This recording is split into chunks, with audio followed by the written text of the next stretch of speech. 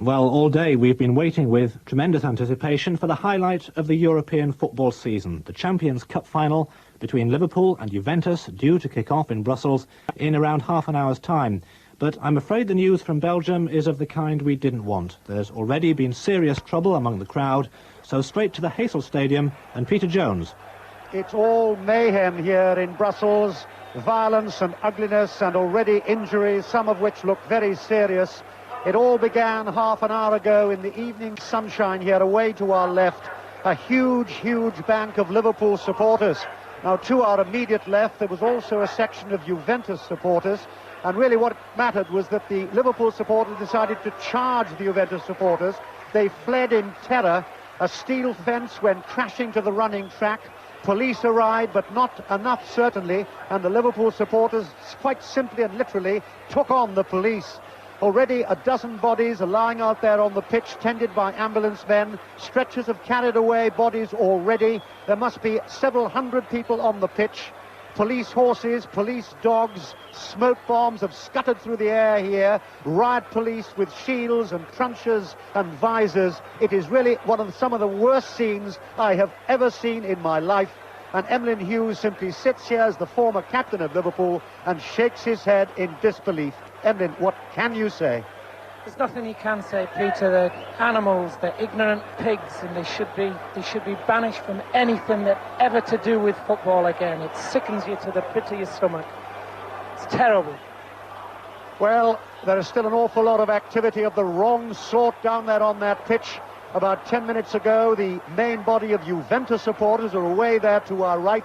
They decided to take the law into their own hands. They went racing down the running track and then stopped at one end and simply made gestures to the Liverpool supporters. It really looks like a butcher's shop down there at the moment.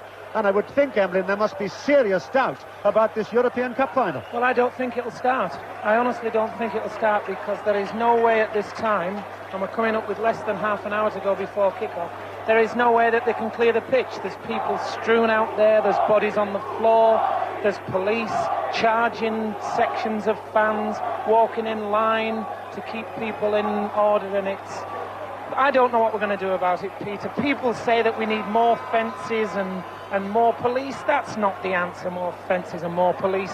That's food and drink to a lunatic. He wants to fight the police. He wants to pull down fences. It's disgraceful, and it sickens you to think that you've been in a game that you've loved for 20-odd years, and you can see scenes like that happening. Terrible. So that's the scene here at Brussels, not at all what we hope to be reporting, but it really is very, very serious indeed here as more police dogs come on away to our left, and it has nothing at all to do with the European Cup final. And we will, of course, keep you right up to date with the developments from Brussels. Peter Jones and Emlyn Hughes commenting there on the situation in the Heysel Stadium. It's already been an unusual build-up to the European Champions Cup final, with Joe Fagan, the Liverpool manager for the last 2 years, confirming that this will be his last match in charge. It's leaked out 24 hours maybe before the big game. I didn't want it this way, but why I've retired is two things. I hope people understand it. I feel that I'm too old for the job. I think it needs a fresh face now. And also, I'm a little bit tired and I want a bit of a rest. Therefore, I feel that the time has come to say, right, Joe Fagan is relinquishing the post of team manager. Well, now let's head straight back to Brussels and Peter Jones. A few seconds ago, Joe Fagan, the retiring manager of Liverpool, has walked onto this pitch with a Liverpool shirt and a white 12 on the back, and he looks certainly in considerable distress, Joe Fagan. He's walked across the pitch, through the crowd, through the stretchers. He's going across to the Liverpool end away to our left. And certainly Emlyn looks deeply, deeply moved by this disgraceful behaviour. It's got to be deeply moved. I mean, I know Joe, and Joe is an emotional person. And you can see him walking over there now with his head in his hands, trying to get some semblance of order back to the disgraceful scenes that we've witnessed in the last half an hour. And I'm just hoping that they will listen to the man that's guided them to 3 trophies last year, a European Cup final this year, second in the League Championship again, into the semi-final of the FA Cup. And I just hope that see some sense and disappear from where they are. So that's the scene at the moment. In the centre circle, we have 24 riot police with shields and visors and truncheons. Away to our left, the tiny figure of Joe Fagan, but the man with a great heart. And Joe Fagan now stands some 6 feet away from the barriers to our left. He's got officials around him. He's holding his arms in the air, as if to say, please don't spoil what could be a great occasion for Liverpool here. And Joe Fagan has his head in his hands. This certainly is one of the most emotional scenes I've ever seen on a sporting occasion. What can he do, Emlyn? What can he do? There's very, very little he can do. What we can only hope is that the fans will, they'll listen to what Joe's saying. Get back the other side of your barrier. That's where your tickets were given. Stay that side. Don't get involved in any fighting. There's been enough disgraceful scenes as it is.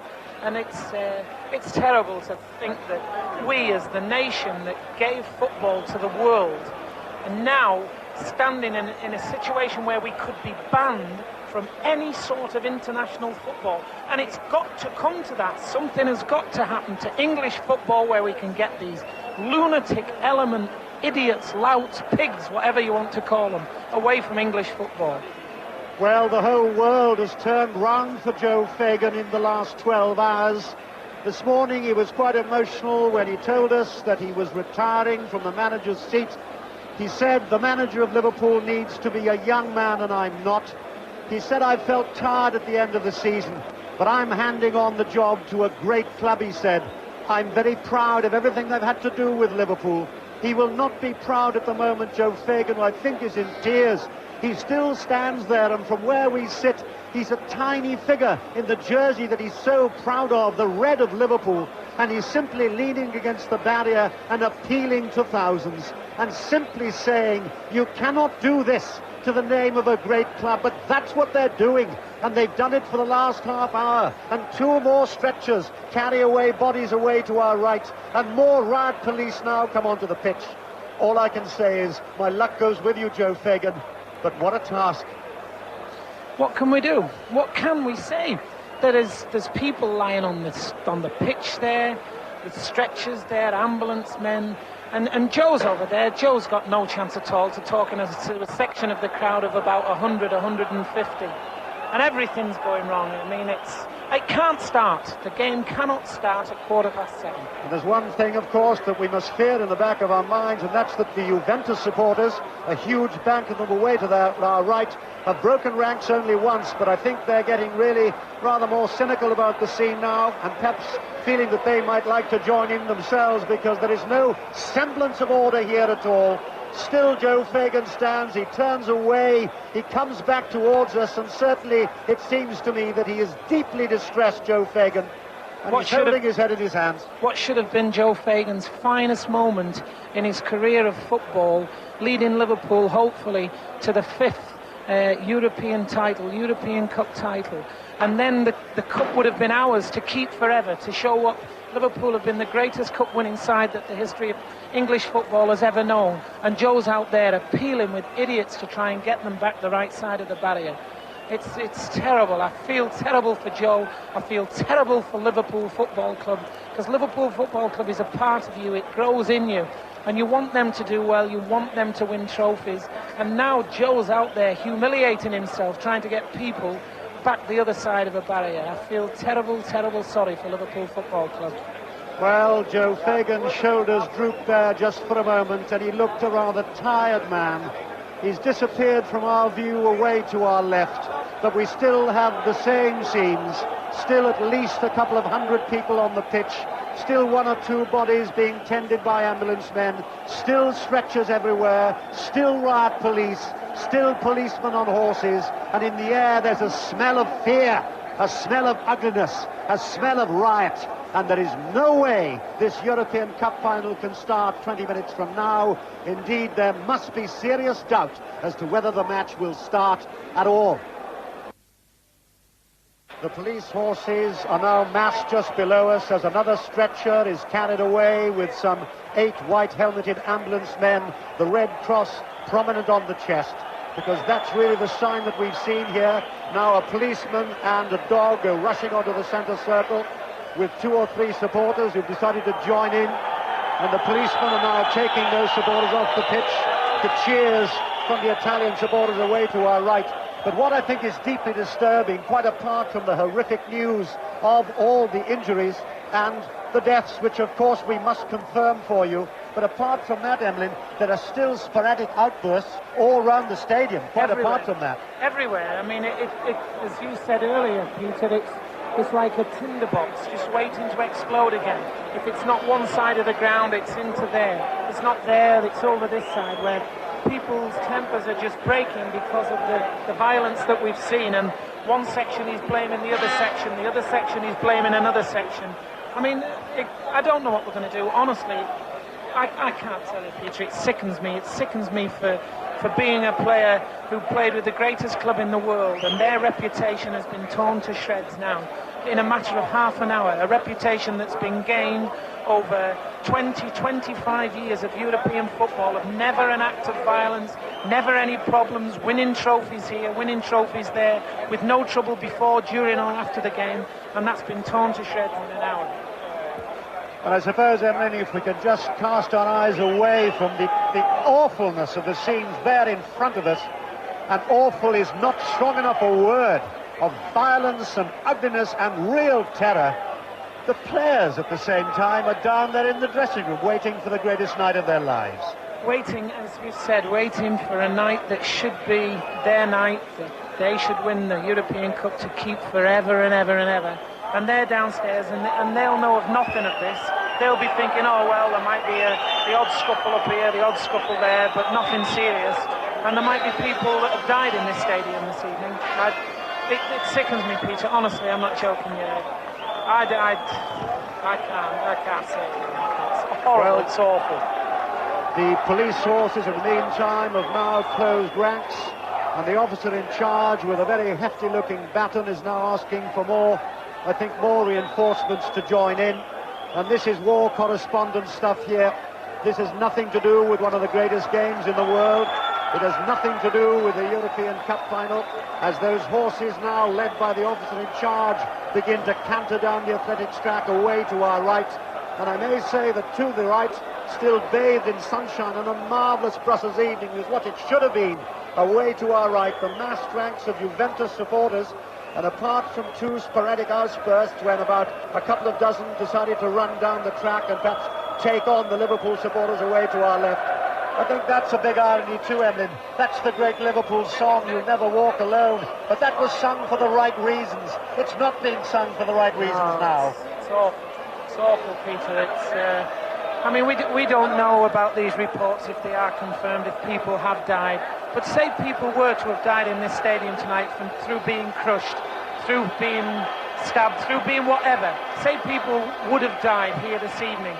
I mean, does the game go on or doesn't the game go on? If it doesn't go on, then what do we do with 56,000 people that are in this stadium? If it does go on, is it the right thing to do? Is it the right thing now to play a game if people have died? I don't know. I wouldn't like to be the one to make the decision.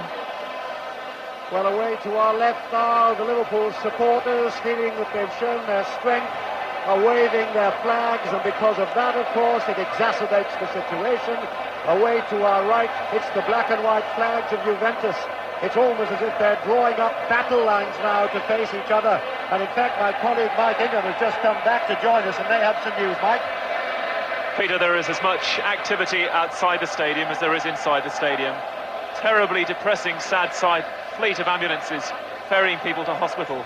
I've been talking to journalists from Italy who are weeping buckets. I mean, they are so distressed, particularly because it appears that all the casualties, or most of the casualties, were Italians, because apparently what happened was that when the Liverpool supporters away to our left made a charge, a wall collapsed, and the people underneath that wall got the brunt of the debris, and certainly there have been lives lost. They're talking at the moment of around possibly 15 people. That's the very latest news of the most awful piece of news then from Mike Ingham, who's been, as you heard, behind the stadium. What can you say on a night like this? What can you say? And now really it seems a million miles away from football. We don't want to talk about football. We don't want to talk, certainly, about two great teams. It just occurred to me, Emlyn, that this morning, as a total contrast, Liverpool players in their final training session, and you joined in like the Emlyn Hughes of old, and players were smiling and laughing and saying, we'll give it a go tonight, and we're going to try and do it for Joe Fagan. That now seems, Emlyn, a million miles away from this. That this morning, Peter, has nothing at all to do with what's going on here now.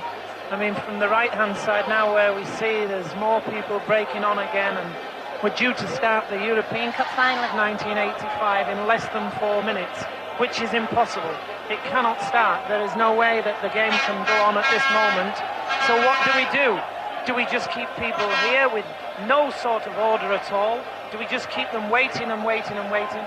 I mean, it's a time bomb just waiting to fuse, and I don't know. I don't know what the answer is. I don't know what we're going to do, Peter, about the element that's in football, the lunatics, the organised gangs that want to start fights. And I've gone on record of trying to say, you know, there's no way that more barriers and more police can combat a person who wants to stab somebody. You can't combat that person.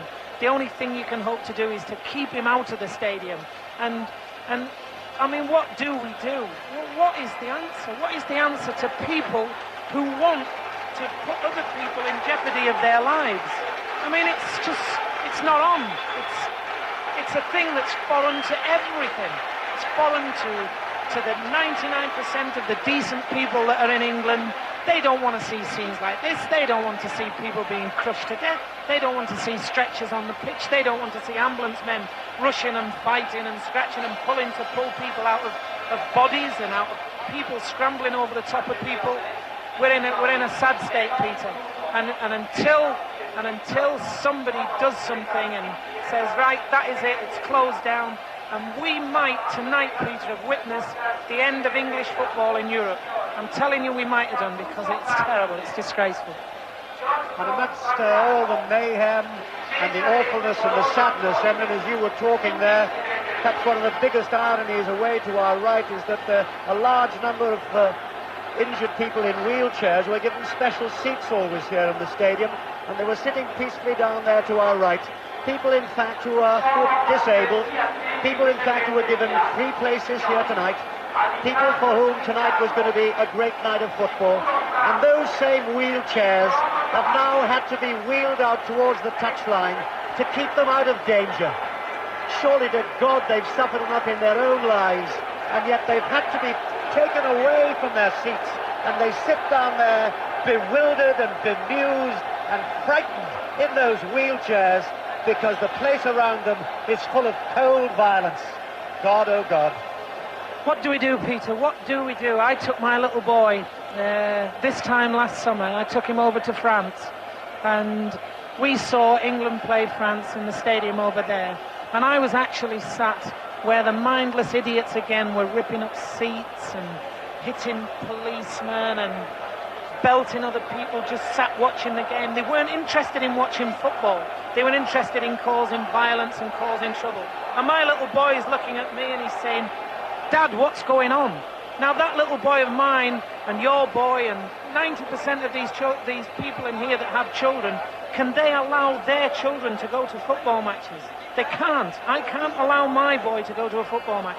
And if you can't do that, football as a game is finished, because the hooligans have won, and they cannot be allowed to win. They cannot be allowed to rule our game that we've given to the world. Well, just about this time, it's 14.5 minutes past 8 here in Brussels, and just about this time I was hoping to say to you, there goes the whistle to start the 1985 European Cup. I wanted to say this is the biggest prize in Europe. I wanted to say Liverpool are going for their 5th cup. I wanted to say Juventus are probably one of the most talented sides in the world. And I wanted to say this could be perhaps one of the greatest European Cup finals ever.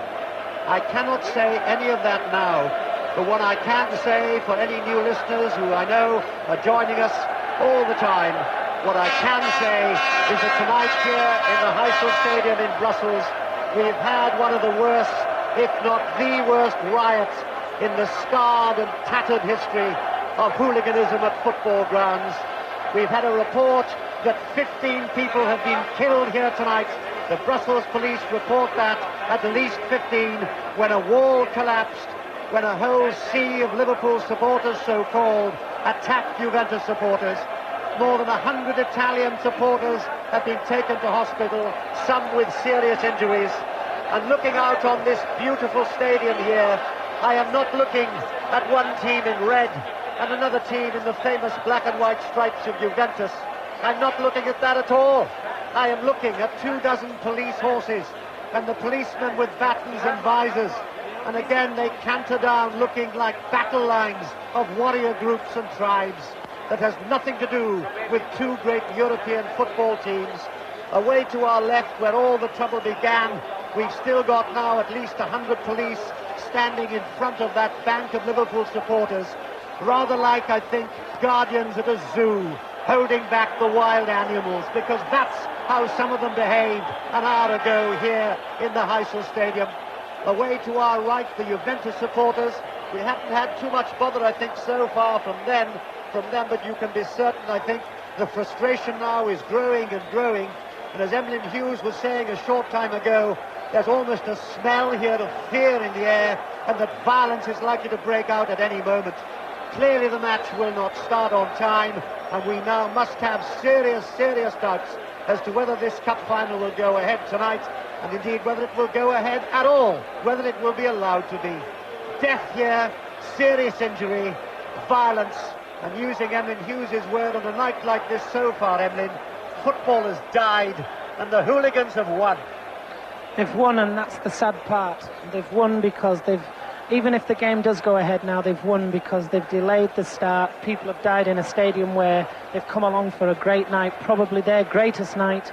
It's their team that are here playing in the European Cup final. They might have saved up for months and years thinking that I'm going to come here and watch Juventus win the Cup, I'm going to come here and watch Liverpool win the Cup, but most of all I'm going to come here because I'm a football supporter, and all I want to do is to be left alone to watch the team that I support win a title, win a trophy, play attractive football. And what have we seen? We've seen violence, we've seen crowds surging one crowd, another fighting back against others, we've seen police charging people, we've seen people charging police, we've seen ambulance men diving in amongst people littered on the floor.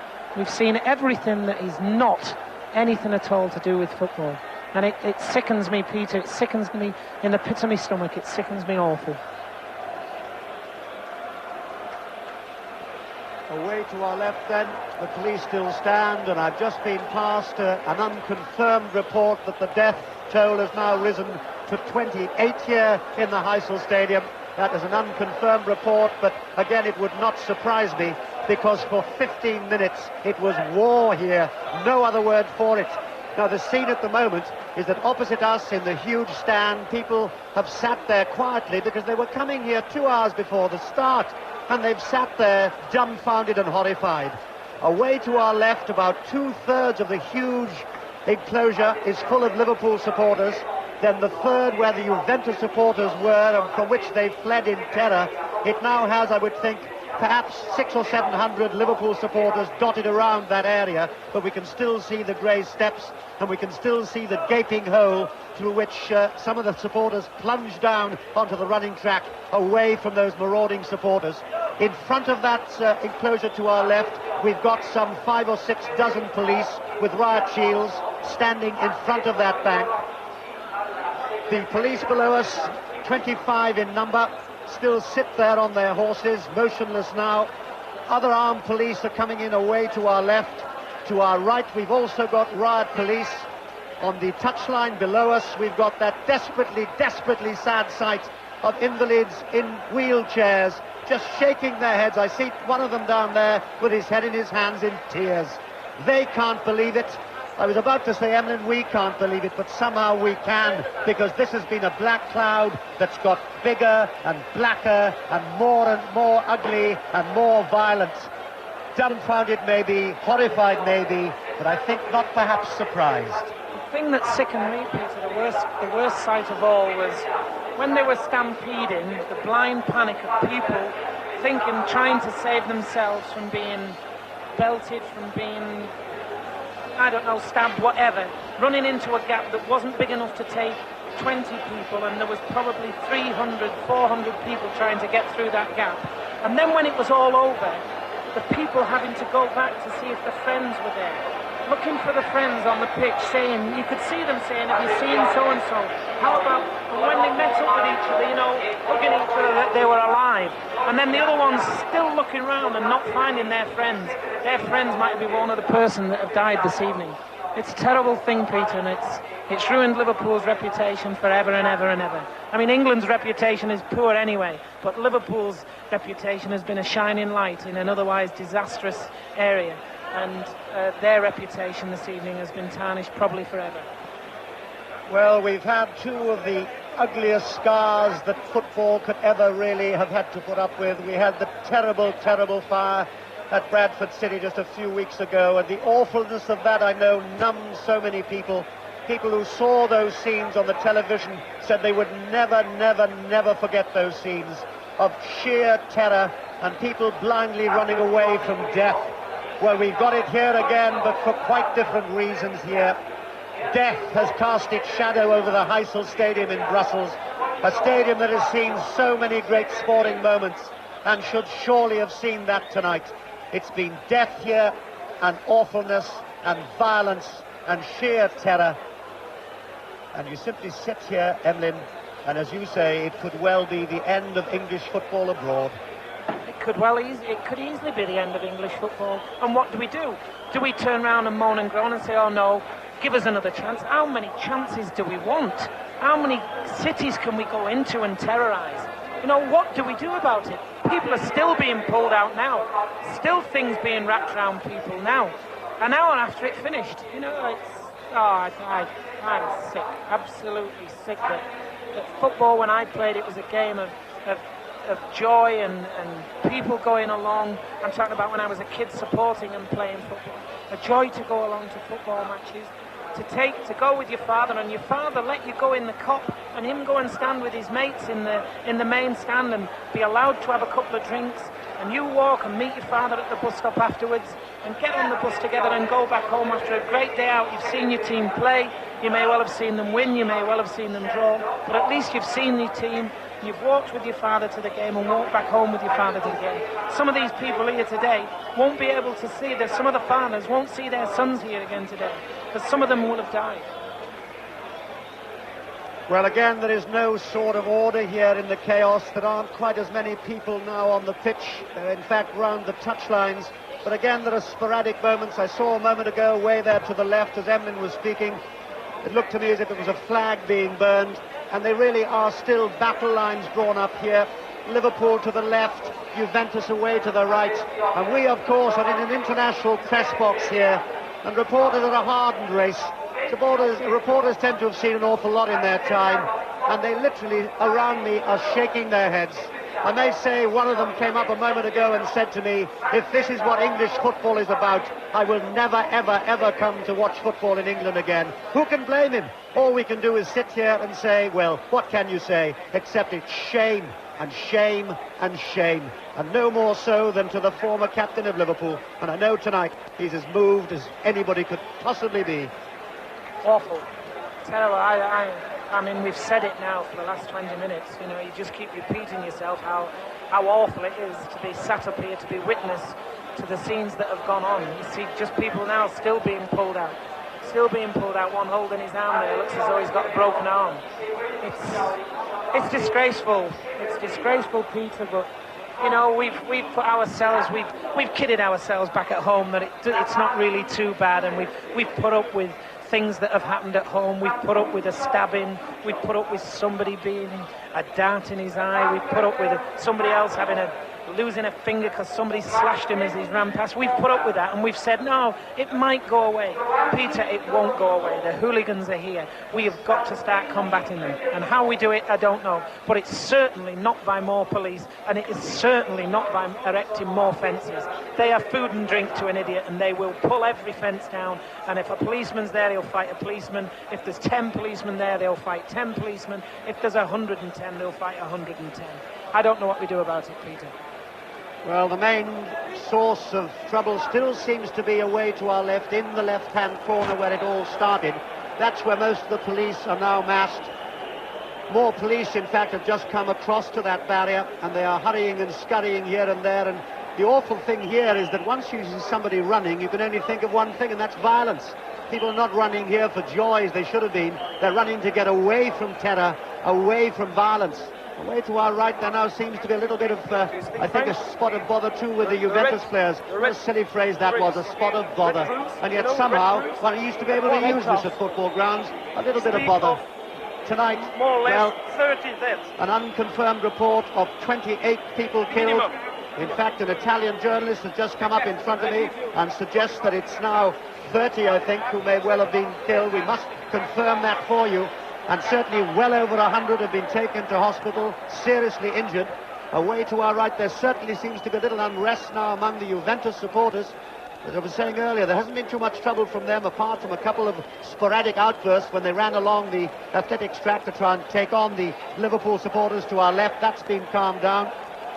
And I understand from a Red Cross source that it's the minimum of 30 people who have died here tonight in the Heysel Stadium. And I've just had a report that UEFA are meeting at this moment in the committee rooms downstairs to decide whether this game will go ahead. I don't think there is a prayer that this game will go ahead tonight. I'm just thinking rather sadly, I mean, we were talking about the game just 10 minutes before the violence erupted. And we've got something written down here that if Liverpool had won, it would have given them their 7th European title in 13 seasons and their 5th in the European Cup in 9 seasons. That's what we were supposed to be talking about here. That's right. And we're talking about at least 30 people killed. Yes, I mean, see, the thing is now there's a couple of Juventus players just run out now to try and control their fans over that end. 2 of the Juventus players have just run out now, trying to push their players back in. Number three, whoever that is, Cabrini, he's there, and there's another player that's lost from us at the moment. And number 8, which is Tardelli, they've run out. 2 of their experienced pros that have been at Juventus for a long, long time. They've run out, tried to get them back. But listen, Peter, if you for a meeting downstairs now, and they turn around and say, right, the game doesn't go ahead, what do we do with 56,000 people bent on even more death? Because that's what it will be. In fact, the whole Juventus team has just come out now. They're all down there. What do we do, Peter? If you turn around and say, look, that's it, the game can't go ahead, we've had the deaths, we've had the trouble, we're frightened that if something happens, if one team wins on the pitch, then there might be more trouble. But even worse, Peter, if the game doesn't go ahead, what do we do with 56,000 fans walking through the town of Brussels tonight? There will be hell, there will be destruction in there this evening. I'll tell you what, I won't be moving out of my hotel 1 ounce this evening, not even going out for a breath of fresh air. That's a frightening thought, certainly. And again, an amazing scene now to our right, that the whole Juventus team are out there, obviously pleading with their own fans. They're out in their famous black and white strip. Rossi and Platini, twice European Footballer of the Year. They seem extraneous facts and figures now, nonsensical figures that don't matter one jot here in Brussels. But at least they're trying desperately. But they're surrounded by, I would have thought, 300 or 400 fans who, of course, want to adore their players. They do that more in Italy than anywhere else. So the Juventus team are trying with their supporters. About 25 minutes ago, Joe Fagan, a sad figure, came out all on his own to plead with the Liverpool supporters away to our left.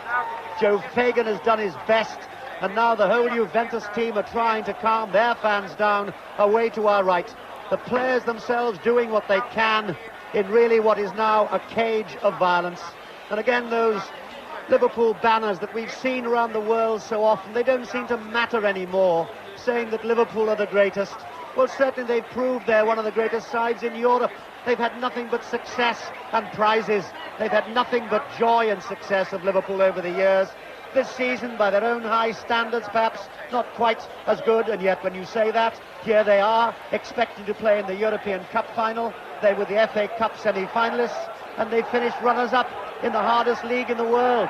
That's what we should be talking about here.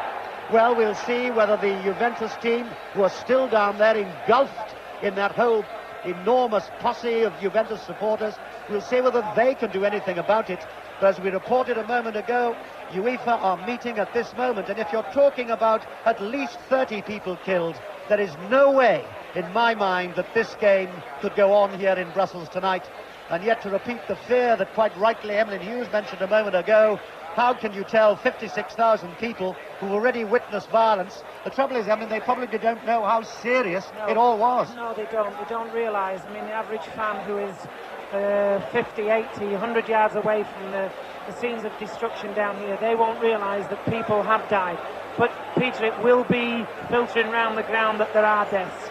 And before long, I mean, they've got to make a decision, whatever way it is. UEFA have got to make a decision and make it very, very quickly.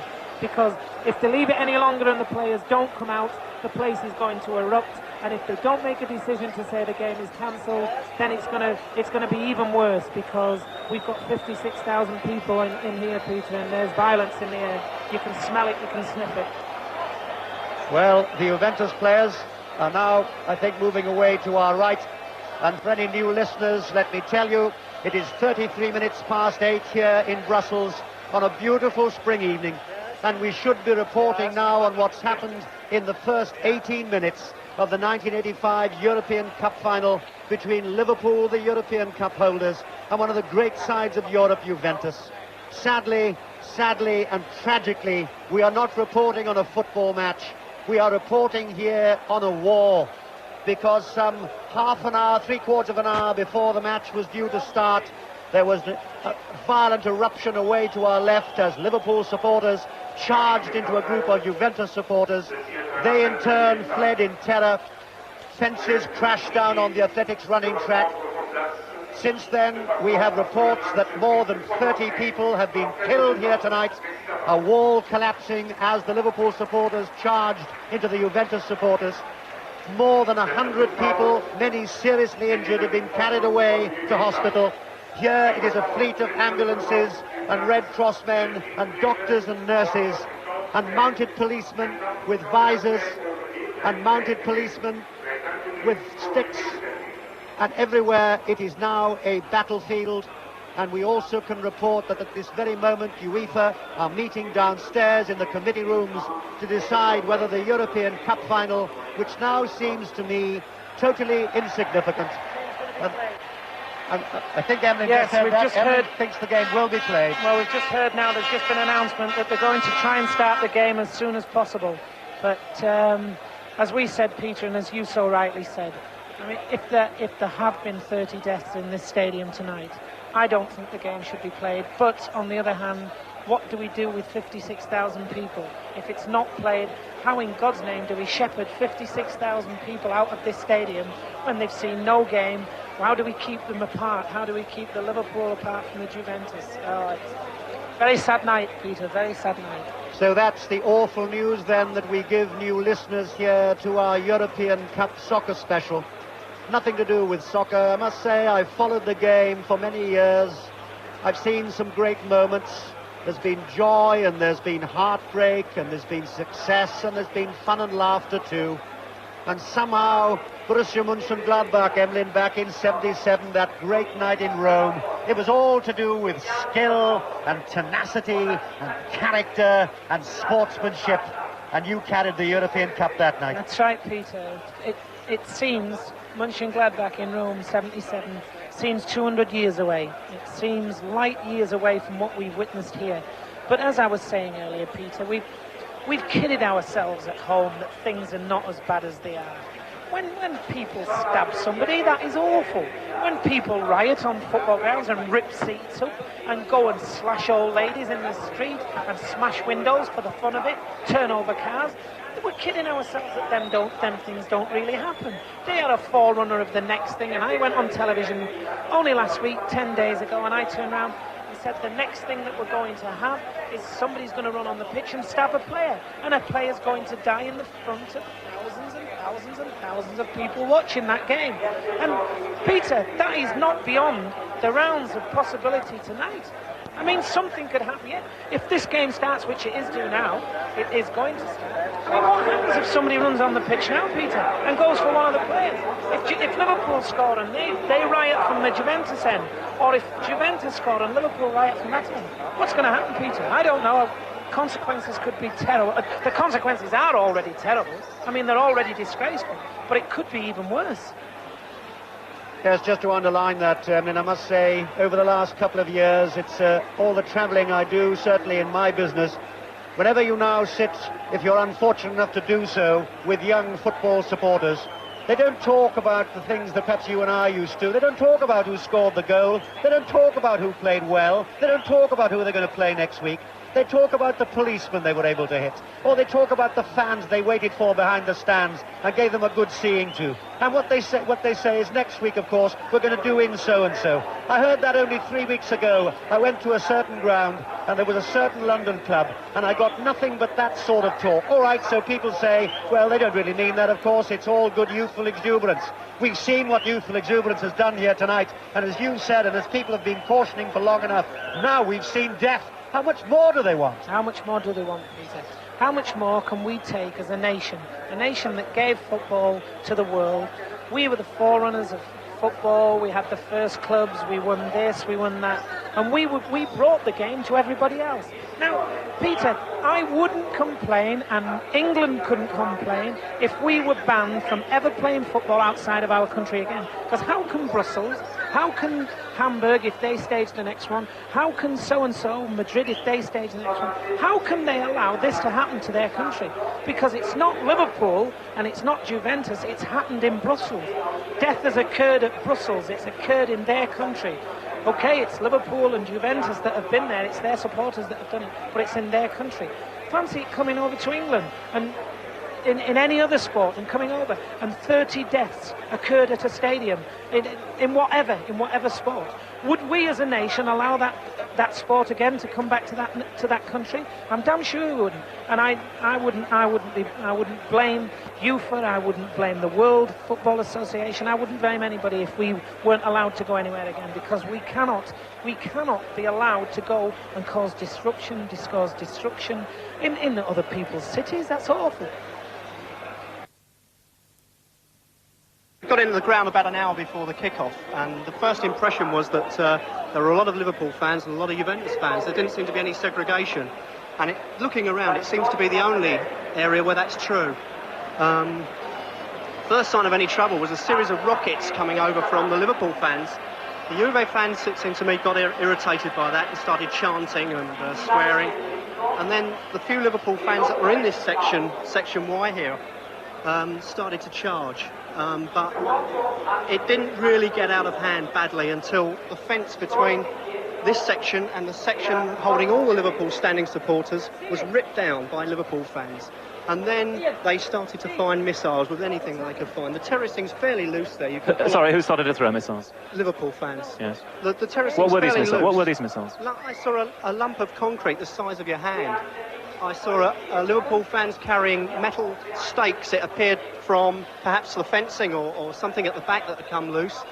And, I mean, they were charging in. I mean, the police, I don't know what they could have done. They had to back off. They then tried to get the Juve fans out of the way because it seemed they were possibly in the minority at that situation. But then, of course, this is when they spilled over here and the deaths and terrible injuries occurred. How aware are people actually down there of what's happened, though? The extent of what has happened? Well, people up the back could see bodies covered up, plastic bags. And I saw a stretcher with an arm draping out the side. It's horrific. I've never seen anything like it before in my life, and I never want to see it again. I can't...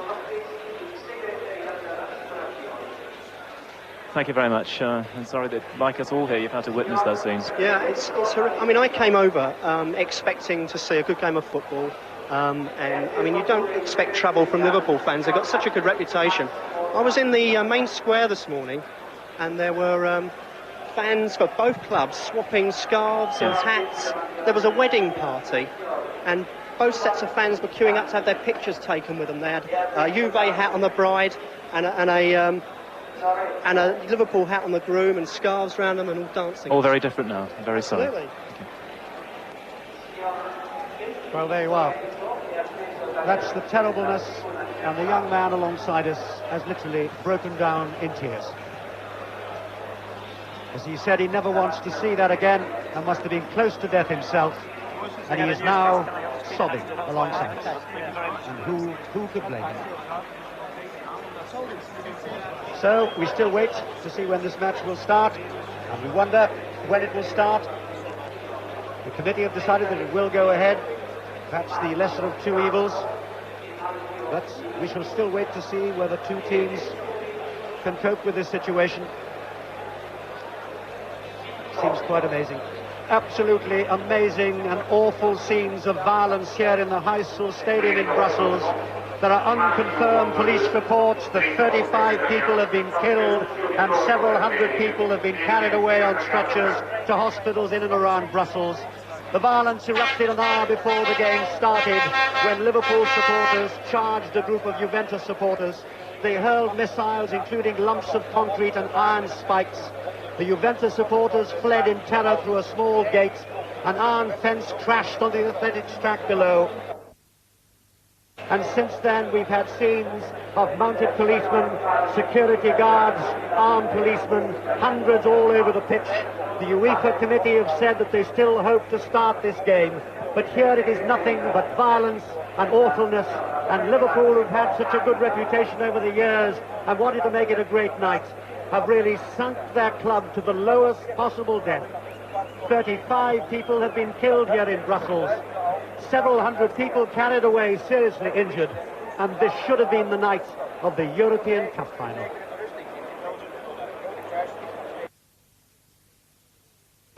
One of the worst moments I've ever had, Emlyn, was back in 1972 when we were covering the Olympics in West Germany. And that was the Olympics, of course, that were clouded and darkened and vitiated by the terrorist attack on the Israeli athletes. I can remember that, and I'll live with it for the rest of my life. And I can remember the memorial service when it was all over, when it had to be decided whether the games would go ahead or not, and it was decided the games would go ahead. But I remember that sunny, windy morning in that lovely stadium in Munich, when the service started. All they did, with 60, 70,000 people, totally silent, with the athletes all lined up in the middle of that stadium there, in total silence, they simply read out the names of the Israeli athletes who had died. It was certainly one of the most moving and at the same time awful moments of my coverage of sport. Just names that were mentioned, one after the other. That's all it was. Just the names of the young athletes who would never run again, never jump again, and never be young athletes again. Terrible. They won't read out names here, but death is here. And the awful thing is that most people out there are probably a bit frustrated that the game can't go on. They're saying, well, it's been a bit unpleasant, a bit violent, and they do not know what's happened. Listeners will know. People out there will know. No. You know what must these reports now have been all over the world, and think of the man or the woman at home now who sat in front of their Italian television waiting, sat in front of the Italian radio waiting, and hearing that there's been 35 deaths, and their son or daughter or their two sons or their three sons have travelled over to support their team, to see their team win a European Cup final or compete in a European Cup final. And they're sat at home now, hearing that there's been 35 people dead. How must they be feeling? You know, they must be thinking, oh, please, God, don't let it be my son. Don't let somebody have died that we know, you know, a close relative, a son, a daughter, anything else. They must feel absolutely terrible now. Well, in the background, the public address system again appealing to the crowd. In the meantime, we've got more police now arrived on that running track to our left. There must be, I would have thought, something like 100 of them now with those protected visors and shields. And we've still got the police horses also behind the goal to our left. And it's almost since we've been here. I think as I came in tonight about 2 hours before the start, I remember saying to Emlyn, doesn't the pitch look good? Doesn't it look as if it's going to be a smashing night? How long ago was that, Emlyn? Sounds like yesterday. That seems like 3 days ago, when we were talking about the game, when we were talking about how we wanted Liverpool to play. And this was before we were on the air. You know, how we wanted the game to be played, how we wanted Liverpool to play, how we were looking forward to Liverpool winning the trophy and taking it home. And since we were speaking, coming into the stadium, Peter, I mean, we've witnessed scenes that, you know, sicken you through, right from the bottom of your stomach right up to the top. You know, awful. Well, we reported a short time ago that UEFA wants more police protection before the game will be allowed to start. And away to our right, that's the end where all the Juventus supporters are. 1, 2, 3, 4, 5, 6, 7, 8, 9, 10, and there are 4 ranks of them. So there are something like 40 policemen now who've come in away to our right. They're making their way down the touchline far side from us, and they're going to link up with some 30 or 40 already lined up there. More police are just coming in down to our left. I see a police officer there organising them, and they look much more military style. And those policemen are now massed below us as well. And for the last half an hour, the mounted policemen have stood still, and they're waiting in a solid line, a solid wall there of protection and of security. But still, it's that left-hand corner which seems to be causing most of the problems. That's where most of the activity is taking place. It's now just after 9:10 here in Brussels. The match should have kicked off a little less than an hour ago. And we have no match here tonight to report on. And to repeat again that unconfirmed police reports of 35 deaths when a wall collapsed after the rioting, when Liverpool supporters charged at Juventus supporters. And again, whenever you hear a little rumble of noise, Emlyn, as you just did then, you quickly look to see what's going on. You look round to whichever side it's coming from, because you're frightened that something's filtered round the ground, that, you know, something's happened, there's been deaths, and you're looking for people charging other people, hoping, oh, please, no, don't let that be happening again. And away to our right, I see there are more spaces now on that far end where the Juventus supporters were. So they've obviously changed their positions, changed their seats. In fact, they're not seats because they're all standing there, but they've come away across the fences, clearly, because there's a broad band of empty steps now at the foot of that banking. The rest of the supporters are still there, but we've also seen how quickly they could come across the fences. And when we saw the ferocity of the attack an hour before the kickoff, well, an even policeman, I would have thought, seemed, well, having the most difficult job on earth, Emlyn. I think what they're trying to do now, Peter, before they allow the game to even come out, before they allow the players to come out onto the pitch, is they're going to ring the stadium completely, inside the stadium, the running track. They're going to ring it with police, and I feel now that if they do that, then the game has got a chance of starting. I think that's the only way they can do it. It's the only way I think, I mean, they could get anywhere near security, is literally having a steel ring, if that were possible, of police, mounted and otherwise, all the way around the stadium. All the way around the stadium. And I mean, this isn't football, Peter, when you have to condition yourself to watching football through policemen's helmets and visors. It's something foreign to what we've been brought up on. And as the minutes tick away, though, Emily, let's again cast our minds to the players. I mean, they have now been waiting over an hour. They should have come out on the pitch at 8:05. It's 9:15. It's 9:15. It should just be starting the second half now. Right, so what, again, going down to that dressing room, a dressing room that you know so well, of course, on these big occasions, what is Joe Fagan saying? I don't know what he can be saying, Peter. Honestly, I don't know. I mean, the players have got to realise now that something major has gone on. Something has been really awful. But, I mean, what can he be saying? There's more police coming out to our right-hand side now. So we're just hoping now that eventually we can get this game underway. And the players will be sat in there thinking, what in God's name's going on out there? Well, earlier we were speaking to a gentleman from London who was very much in the thick of the action. I've been joined by a young man from Holland who has actually, to his credit, limped all the way along here because you, sir, were injured, I think. What did you say? I think you were injured, weren't you, in the incident? I was injured a little bit, but not much. My friends went to the hospital. What was your view of exactly what happened? Well, I think the Liverpool supporters broke down a piece of the cake between the two corners. And then, everything was a chaos. Everything was, everyone was in panic. Most Italian people tried to get out, but they couldn't. We're just hearing, in fact, that the Liverpool captain, Phil Neal, who should have been playing tonight in his 5th final, is making an impassioned plea to the crowd to behave themselves. Yeah. I know that you feel that a lot of alcohol was drunk before this game, you were telling me. Yeah, I've seen it before the stadium. Most people were, they were drunk. How responsible do you think that was for what happened? I can't tell. I wasn't in the corner of the English people, but I thought that most of the people were drunk. There you are, another eyewitness, and in the background, as Mike Ingham was saying, the voice of Phil Neal appealing to the crowd.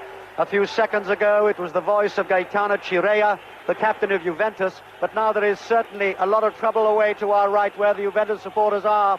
I see planks of wood being thrown down towards the police. There are a couple of firebombs as well, and incidentally our Dutch supporter now hobbles away with what looks like a really very unpleasant foot injury indeed. And the banner that was raised a moment ago with simply said Reds Animals has now been confiscated by the police, although I see at this moment, while it was lying there on the ground, Juventus supporters come down to rescue it. And again, it's tribal warfare now here. There are more and more police congregating in their white helmets away to our right. A couple more smoke bombs come down. And I think, in fact, Phil Neal, the Liverpool captain himself, is coming out on the pitch. If you were with us earlier, you'll hear that Joe Fagan tried his best. And now Phil Neal. And this was going to be one of his greatest nights, Emlyn. Phil Neal, at the age of 34, the captain. 7 league championship medals Phil's got, and one of the elite group of players who would have appeared in 5 finals or more. You know what a Liverpool man Phil Neal is. He's now going to try. He's going to try, but, I mean, what can it mean? What can it mean? We're talking about people who are not willing to listen, not ready to listen, and I hope that the Juventus captain is going to go out on that side as well, and let's hope we can get something started, because we're just sat here in limbo. Let's hope that we can even get the game kicked off and the game finished without any further trouble, because if it is, I mean, the world of football is going completely crazy, completely and utterly crazy. Phil Neal, the Liverpool captain, just below us. He's got 2 protectors alongside him. And there again is an ironical picture, because as Phil Neal walks past the ranks of policemen, a Liverpool supporter with a bloodied bandage around his head is carried away through an exit away to our right. So Phil Neal has tried. He's tried on the public address system. He's come out to talk to the fans, or at least to appeal to them. I don't think you can talk to them. Chirea, the Juventus captain, has done the same in Italian for the Juventus supporters, trying their best. But let's repeat again that 35 people have died here tonight after the violence that erupted an hour before the start of the game. Hundreds seriously injured, carried off to hospital. Well, what more can they do? I suppose both clubs have tried, and we're quite certain that UEFA have decreed the game should go on, simply to avoid anything that could be even worse, if that were possible, if the game were abandoned, and then, of course, the frustration would explode, surely, Emily. Surely, yes, it would. I can see down in front of me Ian St John, who's doing commentary for one of the other radio stations, one of the Liverpool stations, and I just happened to sneak 2 seconds with Ian then while you were talking, and he's saying, you know, it's what's happened to Liverpool Football Club tonight might never ever be put right again. You know, and that's from I felt one of Liverpool's greatest ever players, and I learned more, I think, off Ian St John when I was with Liverpool Football Club than any other player, because Ian dropped back into midfield and taught me an awful lot of stuff that I learnt of football knowledge, of football brain, when he dropped back into midfield after playing up front for so many years for Liverpool and being such a stalwart and playing in all their early success in the middle 60s when they won the League Cup League in 64, 65 and 66, and I was transferred there in 67, and as I say, Ian then just dropped back because his legs were starting to go a little bit, and he dropped back into midfield, and for 2 years I thought he was tremendous in helping structure the future of Emlyn Hughes as far as a Liverpool football player was concerned. And Ian's just turned around and said the same to me. What the hell has happened to Liverpool Football Club tonight? What is going to happen to Liverpool in the future? And what is going to happen to English football? I mean, what do we do? Where do we go from here? Yes, Ian St John, just away to our left there, is holding his chin in his hand there and just looking desperately sad about this situation. Such great players, of course, that Liverpool have produced over the years, and it'll hurt Liverpool players obviously more than anybody outside the club. Such a closely knit club, Liverpool. They've always done it the family way, with the great Bill Shankly and Bob Paisley and Joe Fagan, and it was Joe Fagan's going to be his last night, of course. And now at last the teams will take the pitch, and I wonder what's going to happen in the next 2 hours. But at least we've got footballers on the pitch. Phil Neal. But you see now what's happening, Evelyn. Liverpool are now being booed by every Italian supporter around us. And who can blame them? I think it's the players who are suffering. Yes, what did we say? That there was going to be problems whichever way we went about. There was going to be problems, and I mean, it's just proved now that the Juventus people who were looking forward to this, we're looking forward to this game as much as the Liverpool people are looking forward to it. They've booed the Liverpool team coming out with malice. They haven't booed them because it's the team they're not supporting. They've booed them because there's hate. There's hate in their hearts for Liverpool Football Club. Liverpool will never ever have come out to that sort of noise before. And now there'll be shouts from the Juventus supporters as Juventus in those famous black and white stripes come out away to our right. So Juventus take the pitch. Liverpool are below us, and we've got 22 players on the pitch. But that pitch is surrounded by policemen and horses and dogs, and the time here in Brussels is nearly 20 to 10 in a match that should have started at 8:15, as more and more policemen come in below us, away to the left, and the players will line up, and alongside them will be the referee from Switzerland, Andre Dana. I don't think I would like to be the Swiss referee out there tonight, and really I simply cannot imagine what will happen when this game starts.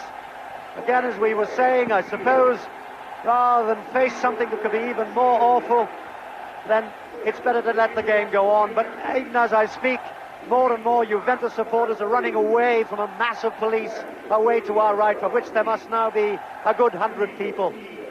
So before we start this game, and no matter what may happen in the next 2 hours, we have to start it with the saddest and most awful of curtain raisers, to tell you that because of rioting here by Liverpool supporters an hour before the kick-off, at least 35 people have been killed here in the Heysel Stadium in Brussels, mainly when a wall collapsed and a dividing barrier was trampled down.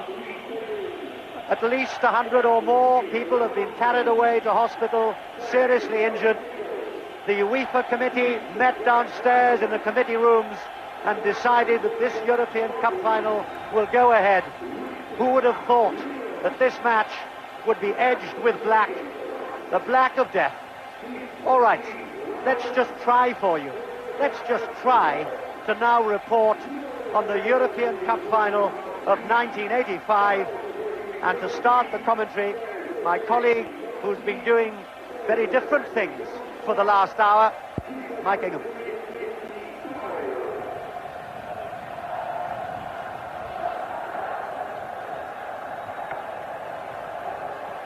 This final was billed as the dream final.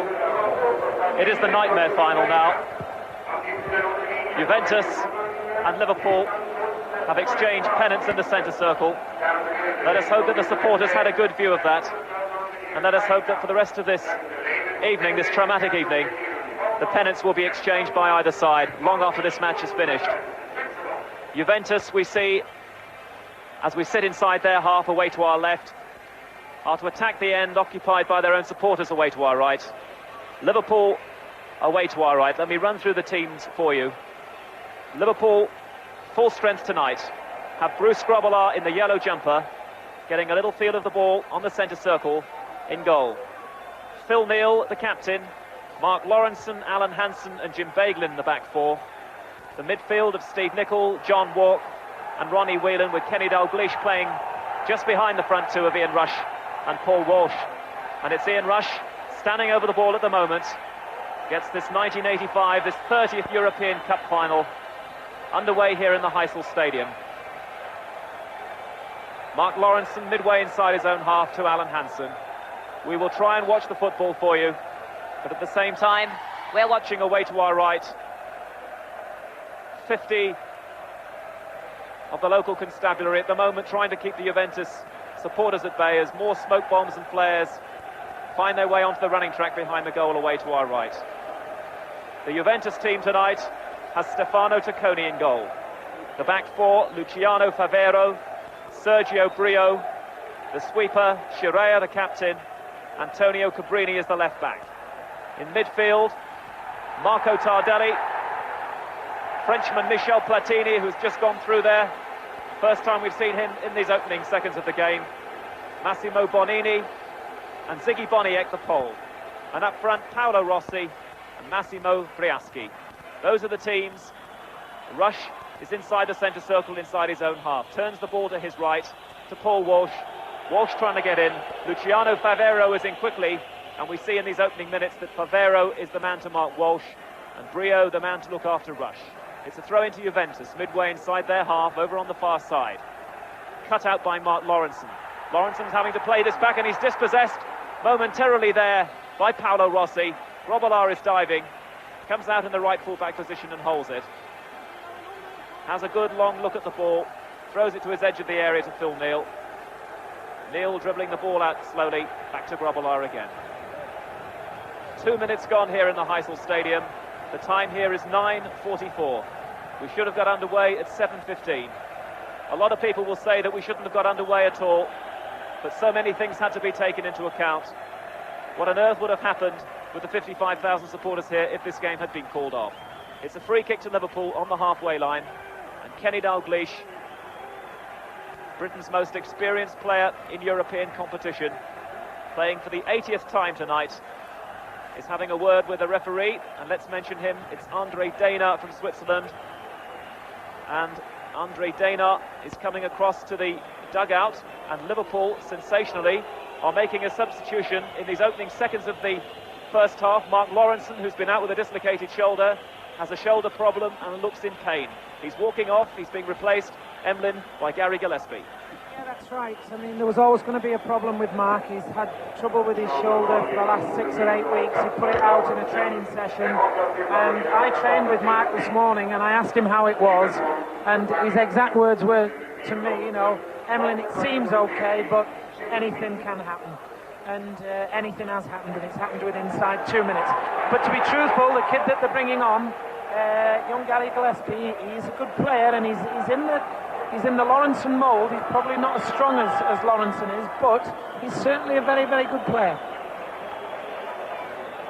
So difficult for these players to concentrate and to relax on a game of football, of course, and Liverpool's task of retaining this European Cup then, despite what Emily was saying, obviously Gary Gillespie a very capable defender, but Mark Lawrenson is renowned as one of the very best in the world, and they would have required his talent out there tonight. At the moment, Juventus are just inside the Liverpool half, 10 yards inside the half, over on the far side, which is their left. Juventus kicking from left to right here in Brussels. It's with Antonio Cabrini, their World Cup winner, the left back, stealing a little bit of ground he is, preparing to take the throw. Juventus in the familiar black and white stripes, the zebra strip. Liverpool in the all-red. Bonini, the fair-haired midfield player, trying to release Rossi. Platini goes down poleaxed, foul from behind, free kick to Juventus. This is 5 yards in, over on the far touchline. They play it short to this near side, to Boniek in the inside right position. Now Tardelli. Tardelli takes over and chips delicately into the penalty area. Platini gets through, but there's a pink flag up on this near side, signalling that the world's #1 player, Michel Platini, was just offside. But clearly Platini is a man who holds the key to this final, Emily. Well, Juventus are a good side, as we've been saying all along. I think it's probably the most difficult of all the European games that they've played, the European Cup finals that they've played. We played Mönchengladbach in '77 when they were a good side. We then played Bruges, who froze on the night at Wembley. Then they played Real Madrid, which Real Madrid never played at all in the game. And then last year they played Rome in Rome, which was very, very hard. But Rome never played on the nights. And as we know, it went to penalties. It wasn't a classic, but it did go to penalties. And I feel that this is going to be Liverpool's hardest game. And this, remember, is also the last game of Joe Fagan's management at Anfield. He shocked the football world earlier today by saying that he would resign after this. And once again, Juventus pushing forward, dangerous on the counter. This time it's Paolo Rossi, their centre-forward, caught offside, and it really is a swan song for so many people here tonight. I've mentioned Joe Fagan. It's also farewell Juventus for Paolo Rossi as well. He's rumoured to be going to AC Milan to link up with Mark Hadley. So Paolo Rossi will want to finish with a flourish tonight here in the Heysel Stadium. Kenny Dalglish is fouled by Bonini, the midfield player, going through on Dalglish's ankles. So 15 yards inside the Juventus half. On this near side, the Liverpool left. It's a free kick. Andre Danar wanting the black and white striped Juventus players to retreat. Dalglish to take responsibility for this. He has Jim Beglin alongside him. Dalglish runs over the ball. Beglin takes it with the left foot, aiming for the far post. Steve Nicol is going in. The flag has gone up already. Liverpool caught offside. You were saying, Mike, earlier that you feel, as everybody feels, as 90% of the people feel, that the danger man will be Platini. But I've got a feeling Rossi will be the danger man because he's a big match player. He scores goals. He scores goals in big, important games. Well, Platini over-elaborated there in the centre circle. Dalglish took it off him. Platini looked offended, but Andre Danar waved play on. But Juventus have got it back again, over on the far side. Through Cabrini. Nice little bit of skill by Bonini in midfield, who really is a workhorse, Massimo Bonini, 25 years of age. Once again, the referee's whistle has gone, though. More ankle tapping, this time Liverpool the guilty parties. And it's a free kick to Juventus. 2 or 3 yards from the halfway line. It's with Platini in the centre circle. Little chip from Platini doesn't quite work, and Gary Gillespie's there for perhaps his first touch. The number 14 on his back. Gillespie coming on after only 2.5 minutes of this European Cup final. Mark Lawrenson, who's been out of action for several weeks with a dislocated shoulder. He came back and had a workout in a match last weekend. Everything seemed to be okay for him, but it's let him down here tonight. And it's 0-0 after 7 minutes here, and the whistle has gone again, this time a foul on Ian Rush. And clearly Liverpool's Juventus see Ian Rush as the principal threat tonight. They've got big Sergio Brio at the heart of the Juventus back four, the mighty stopper looking after Rush. It's Phil Neal with a free kick. Shiraya heads it away to this near side. Is that a corner? No, it's not. Goalkeeper Stefano Tacconi appealing for the goal kick, and he's won it and takes it from a ridiculous place. He takes it almost from the edge of his penalty area. That'll have to go back. And in the end, it's Shiraya, 32-year-old captain, with it. To this near side. Tardelli. Trouble here for Juventus. Bonini's path to goal is closed off by Dalglish. And that's very casual. Liverpool pick it up. Kenny Dalglish on the left wing. Through ball for Whelan, doesn't quite work. Paul Walsh is still scrapping in the right back position. Juventus get it away. Rossi tangling with Gillespie, and it breaks rather fortuitously for Boniek. Still Boniek, strong runner Boniek. The man who got those 2 goals in the European Super Cup final earlier in the year when these two clubs met, but that was on a very icy evening and bears no relation at all as far as tonight is concerned. Tardelli trying to go through on the blind side there, but the pass was too heavily weighted. Tardelli tried to take it on the head, but couldn't control it. And Liverpool bring it away slowly now through Alan Hansen, and even more responsibility surely now on Alan Hansen's shoulders, playing in his 4th final. That's right, yes, Alan has always appeared to be a very casual player, but he's got better and better and better as his Liverpool career has progressed. But these aren't a bad side, these, I'm telling you. Juventus are a good side. They've started off very, very well. They look very, very quick, very, very sharp, and it's going to be a tester for the boys tonight. Not only with all the problems off the field, it's going to be a tester on the field. Everything appeared to be set fair here for a super match, the 30th final. Beautiful day here in Brussels. The skies are still clear. 2 of the most gifted sides in the world, a who's who, veritable who's who of world football. But it's been ruined, of course, by everything that happened here before the match. The match, though, is continuing. There's still a very big prize at stake. And Juventus seeking this trophy for the very first time in their history. At the moment, drawing 0-0 with the holders Liverpool, and we have played 10 minutes. It's with Paolo Rossi, Italy's World Cup hero in Spain, deep inside his own half and trying to get round Jim Beglin, but Beglin is not letting him through. And still Rossi holds it, and the Juventus supporters get frustrated and impatient with him. And in the end, he has to play it back 25 yards. to Scirea. Chance for Tardelli to try and release Rossi on this near side, but Beglin started well, showing good composure.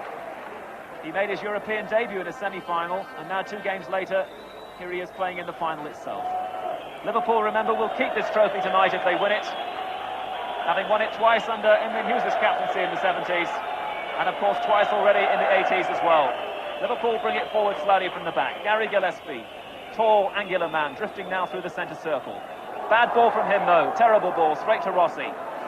Rossi looks up, looks to see who's there. Boniek was there, but he couldn't find him. And Beglin covering in the left-back position again. Plays it short to Ronnie Whelan.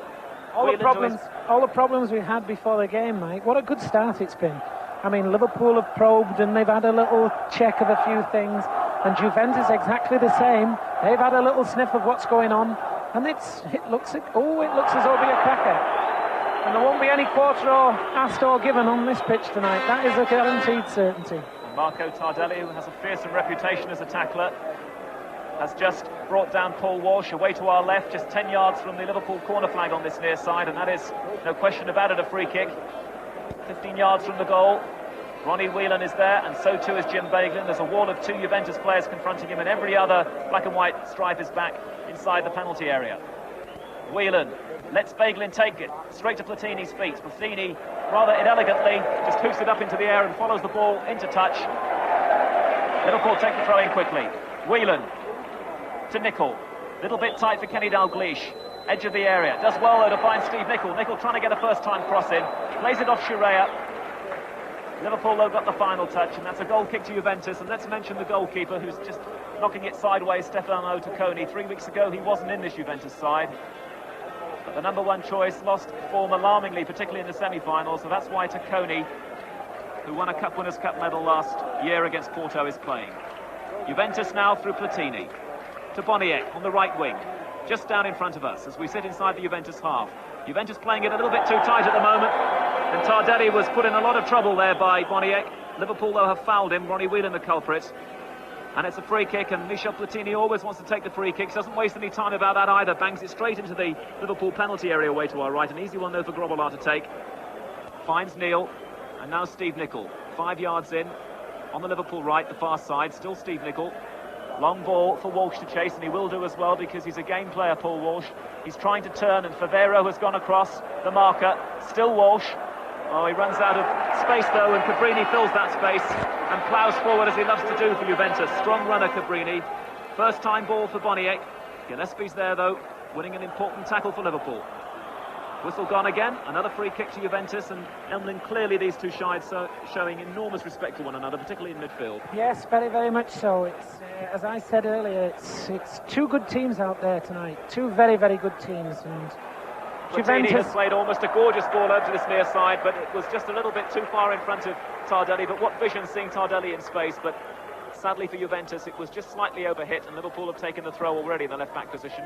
Beglin holding, plays a 1-2 with Whelan, goes down his line Beglin, but doesn't get the return because in there is Briaschi fighting for Juventus, and Juventus have got the decision from the linesman on this near side. They've got themselves a free kick 8 or 9 yards in on the right. Rossi's there, and so too is his fellow striker Briaschi. Italian crowd away to our right pump the horns, wave the flags and get behind the team here. Rossi retreats, goes into the penalty area. Free kick is taken by Briaschi. Platini tries to knock it down, Liverpool get it away, only as far as Scirea, edge of the area. Scirea looks to his left and Cabrini is there. All international build-up this so far from Juventus. Beglin, half a clearance from him. Russia's marooned really on his own. And it takes some brave support work now from Dalglish down this near side, the Liverpool left. Dalglish goes back to Beglin, and this is a good patient build-up now by Liverpool, countering well. Whelan and Dalglish in harmony again. Midway inside the Juventus half, inside left position, Dalglish trying to get a ball through for John Walk, and that's really the first time that we've seen Liverpool arrowing a ball through for John Walk, who's made a quietish start, to say the least, Emlyn. Yes, it's a game really that they're just feeling out each other, as I said a couple of minutes ago, and 2 very, very good teams. I mean, Juventus do look a bit sharp. They look as though they're on form right from the first second, and they've got 2 or 3 quick players that might well cause a few problems. They've got themselves another free kick. This one is 8 or 9 yards inside the Liverpool half, and they've taken it quickly. Boniek, Rossi's feet, Bonini. Now Platini, it's all going through Platini at the moment. Over to the left now to Boniek. Almost a good ball to Rossi in space, but Dalglish read it. But Juventus pick it up again. Platini, almost a superb release ball through for Rossi, but Liverpool at the moment are closing down well at the edge of their own area, and Hansen's already made 35 yards, got himself into the Juventus half, picked up Steve Nicol on the right. Nicol now drifts in field. Got Platini to beat, goes along the floor, flat ball to Rush. Back to Dalglish now, 25 yards from goal. Dalglish plays it quickly. Walk tries to lay it off into Walsh's path, and Walk gets a second chance, and that's the first Liverpool effort really at goal. John Walk just 10 yards wide of Tacconi's left-hand post. He had to hit it quickly. It was a good effort, actually. Kenny's played a ball in. John Walk's tried to play it back to him. It's bounced up off one of their defenders, and John's just turned around and hit it first time and done ever so well. It only just went wide a couple of yards. Liverpool are back in business again because of a weak goal kick by Tacconi, and it's through Phil Neal, the captain. Neal has got Nicol wide on the right. Nicol checks, then swings one in on his left foot. Tacconi's there, and Tacconi elegantly holds it, diving to his right in the all-maroon outfit that he's wearing, taking it away from Ian Rush. And then picking up Tardelli just down below us on this near side. Tardelli shows too much of the ball, though, to Ian Rush. A lot of people were saying before this game that maybe Juventus might not have the temperament again for this occasion. They have a tendency to freeze sometimes in finals, but my word, what a test of temperament it's going to be for both sides, bearing in mind everything that's happened surrounding this fixture here this evening. A number of Italian, British supporters losing their lives when a barrier gave way away to our left. This game really only going ahead because of the 50,000 people inside the stadium and the fear of what might have happened had they called the game off. Tardelli 10 yards inside the Juventus half to Platini. Back with Tardelli again. Tardelli, a good little ball through to Bonini, wants to play it quickly with Boniek, well read by Hansen, who really has started gigantically well at the back of the Liverpool defence, turns that ball to this near side. Juventus are in quickly again though through Brio and now through Chirea. Chirea, who'll be off to Mexico tomorrow to reinforce the Italian squad, who'll be playing England a week tomorrow. Briaschi, looked like a bad foul that by Ronnie Whelan over the ball. Briaschi and Whelan having a little bit of fun and games there. Referee allows play to go on though. It was a bad foul, all right, by the lad on Ronnie Whelan. Can't understand why that was a throw-in, Emily. That looked like a free kick to me. The lad's gone over the ball so high, it was unbelievable. And I heard an announcement before the game by Scarea saying that they were coming out to play the match, not because they wanted to win it, but because there was going to be problems if they didn't play, and they weren't interested in the result. I've just seen how interested they're not in it there. The lad's gone over he must have gone 10 yards in front of anybody else. Little alarm there, but Juventus are caught offside with Rossi and Platini pushing forward. And Platini, the world's #1 player, European Man of the Year the last 2 years, will be retiring fairly soon because he's 30, of course, next birthday. But before he does retire, he wants to win this cup and he wants to win the World Cup as well. Having led France to the European Championship finals and a victory last year, France must be with a shout certainly in Mexico for the World Cup. Can Platini make it a European Cup medal as well here this evening? Well, we played 18 minutes so far in Brussels. We're no nearer, though, yet knowing the identity of this season's champions. It's 0-0, and Steve Nicol on the ball for Liverpool. Drifts it through to Paul Walsh, 10 yards from the Juventus penalty area. Good bit of work here from Paul Walsh. He's now turning it inside, headed away, though, by Brio. Walsh trying to regain it, and runs into a colleague, and Boniek going off on a sprint now. Phil Neal just seems to body check him slightly. Ball is running out of play over on the far side. Boniek is having a word with Andre Dana. I think he thought he was obstructed there. Not quite sure what Andre Dana has given there because he's not making very positive indications. It's going to be simply a Liverpool throw. 5 yards from the halfway line, on the right, the far side. Neal back to Gillespie, who's come on very early in this game as a substitute. Mark Lawrenson having more problems with the shoulder that he dislocated.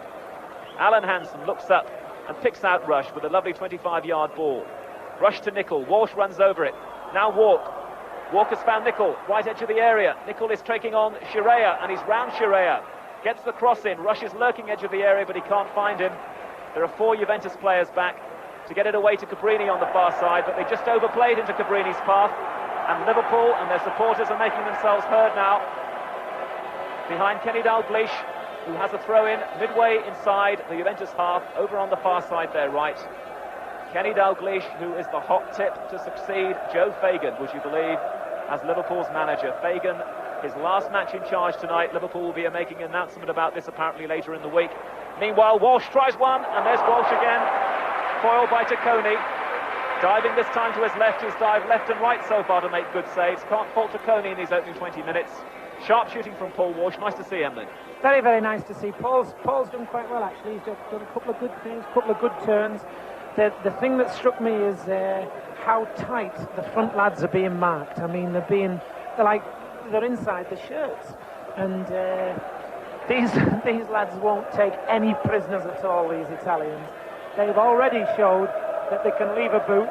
There's two of them already gone over the top, and and one of them was so high it was unbelievable. Platini with a little ball to Boniek. Nichols reading it though, and Boniek, I suppose, in a way must have been relieved to be playing in this game tonight, because apparently he's got to hot-foot it to Albania to play in a World Cup tie for Poland tomorrow, and all sorts of plans have been laid on for him. So he'll just be grateful to be playing this match tonight and then going to reinforce Poland's World Cup bid tomorrow against Albania. Here in Brussels, 0-0 after 21 minutes, almost the halfway point of this European Cup final between last year's champions of England and Italy. Juventus, known as the old lady, of course, backed by the millions and millions of lira of the Fiat company, a £10 million team, but they've never won the European Cup. A lot of people think this is their best chance as well now, against a Liverpool side who've gone through a season without a domestic honour. Liverpool's free kick. Phil Neal takes it to the left edge of the area. Tardelli is back, shadowing Walk all the way. The ball, though, has run out to this near side for a Liverpool corner, and that is going to be their first of the match.